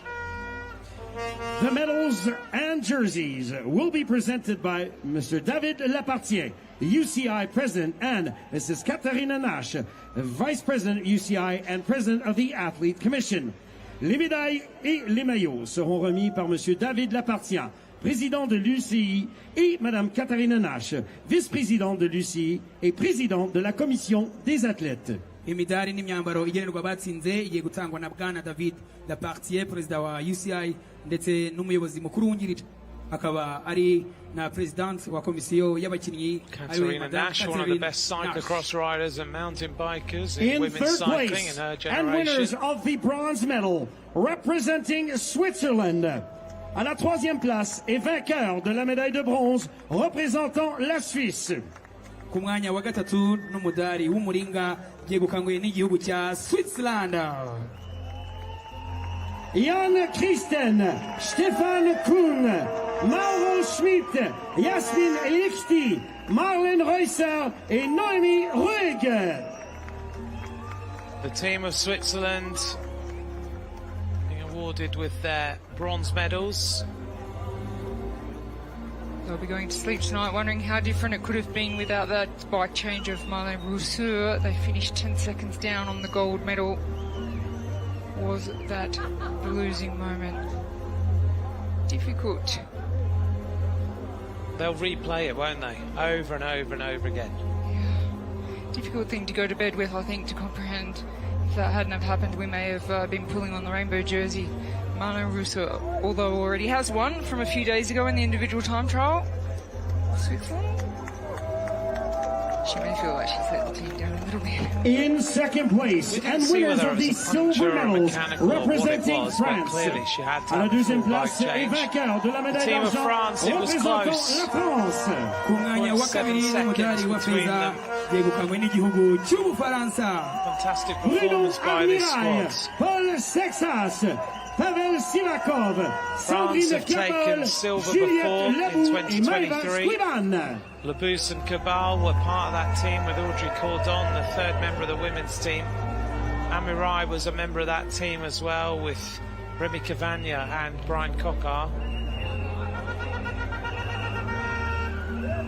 Well, as they were labelled as the clear favourites today, I think they need to be satisfied with the silver medal because they had a perfect ride. They did everything they possibly could. They did. There was nothing more they could do. And the women were coming back, taking 7-8 seconds in each phase. It just came down to that last climb. In first place, UCI World Champions and winners of the gold medal representing Australia. À la première place, champion du monde et gagnant de la médaille d'or représentant l'Australie. Shampiyona y'isi yo gusiganwa ku magare n'umudari wa zahabu yegukanywe n'igihugu cya Australia. Michael Matthews, Lucas Plapp, Jay Vine, Brody Chapman, Amanda Spratt, and Felicity Wilson Haffenden. First of all, rainbow jerseys.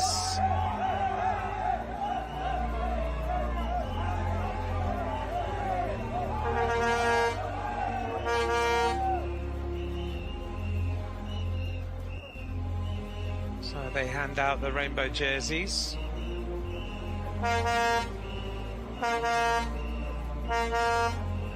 I think they're checking sizes here.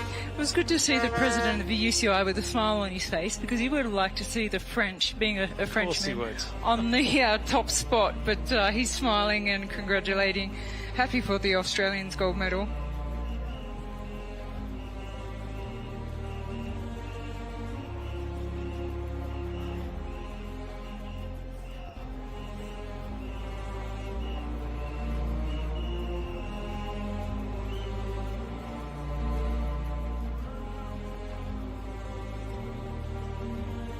Now for the medals.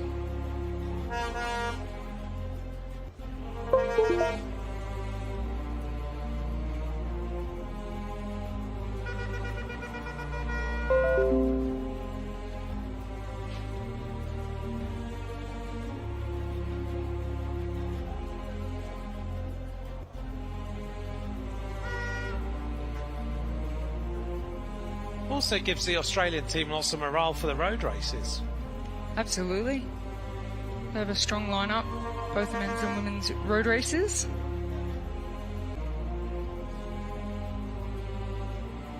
The gifts will be presented by Mr. Samuel Dusain Guillumva, Mayor of Kigali, and Juliana Muganza, Deputy CEO, Rwanda Development Board. Les cadeaux seront remis par Monsieur Samuel Dusain Guillumva, Maire de Kigali, et Juliana Muganza, Directrice générale adjointe du Rwanda Development Board. Very, very, very important and prestigious thing to have is the mascot of the World Championships here in Rwanda, which is a gorilla, and it's been posted everywhere around here. It's so special to the local people, and it's not something that these riders will be just throwing away and giving away if they're only awarded one of them, because it is very, very, very relevant and special to this World Championships here in Africa.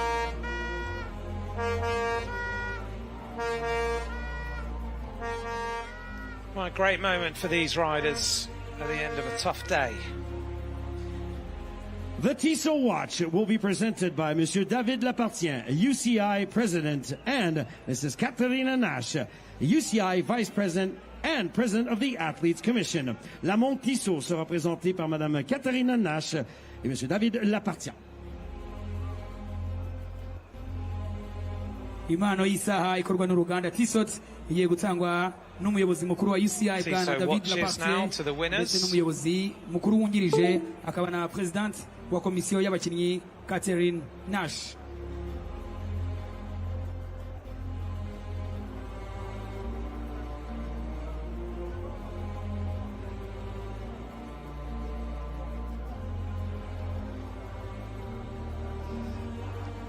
Just trying to work out what the conversation is.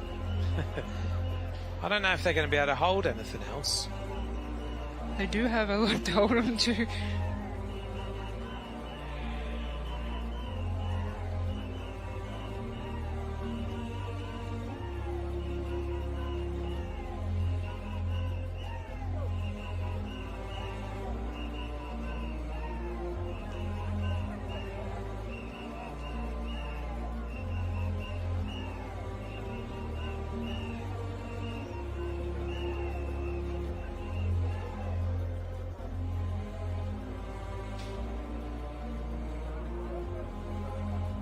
All the things have been presented then, the medals, the jerseys, the Ladies mascots, the and gifts. gentlemen, in honor of our new UCI World Ready now Champions, for the we national present the anthem of national Australia. anthem of Australia. Mesdames et messieurs, en l'honneur de nos nouveaux champions du monde UCI, nous présentons l'hymne national de l'Australie. mudufashe nanone gushimira uwegukanye shampiyona y'isi y'amagare mu gukomeza kumuha icyubahiro twese duhaguruke mu gihe haririmbwa indirimbo yubahiriza igihugu cye cya Australia.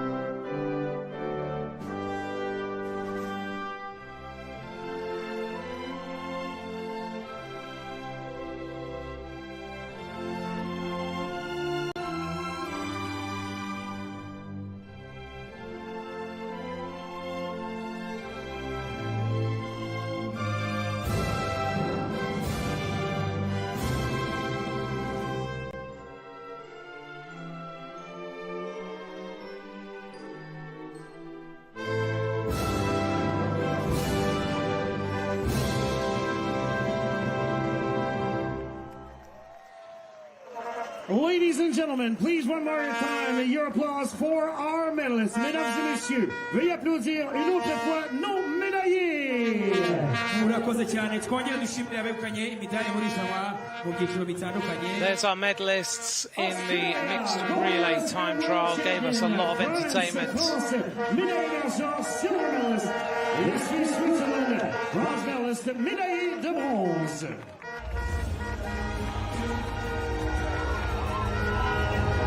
We always knew that was going to be exciting, didn't we? But every year we get this really tight contest for the overall win. It's incredible. It's absolutely incredible. I mean, we did say that Australia, France and Switzerland would be the medal contenders, but had Switzerland not had their little mishap with the bike change, the times are so close, and it really amazes me that on a particular day, 6 riders, 3 different nations, can all be at such a similar level. It's unbelievable. It is, isn't it? It's incredible.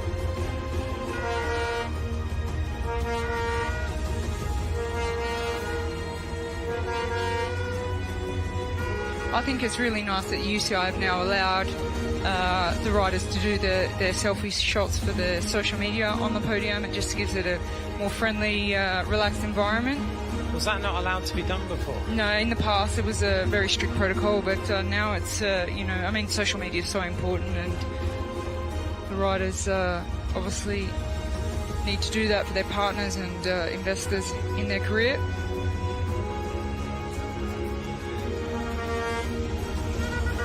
And also for their personal memories, obviously. It might take a little while for all these photographs to happen.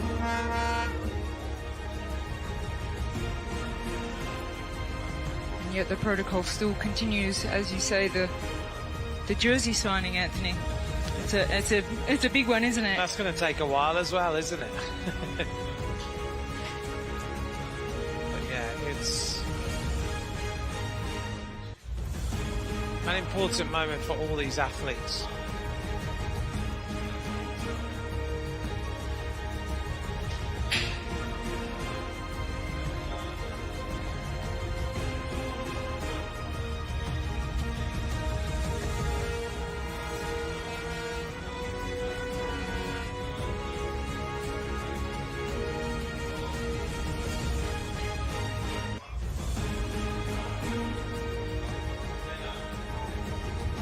So they're going to make their way off the stage now.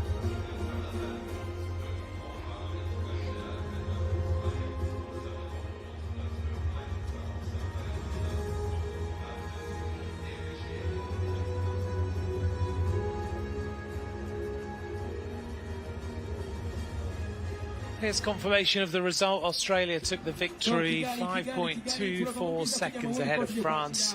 There's the rundown of the rest of the nations who took part.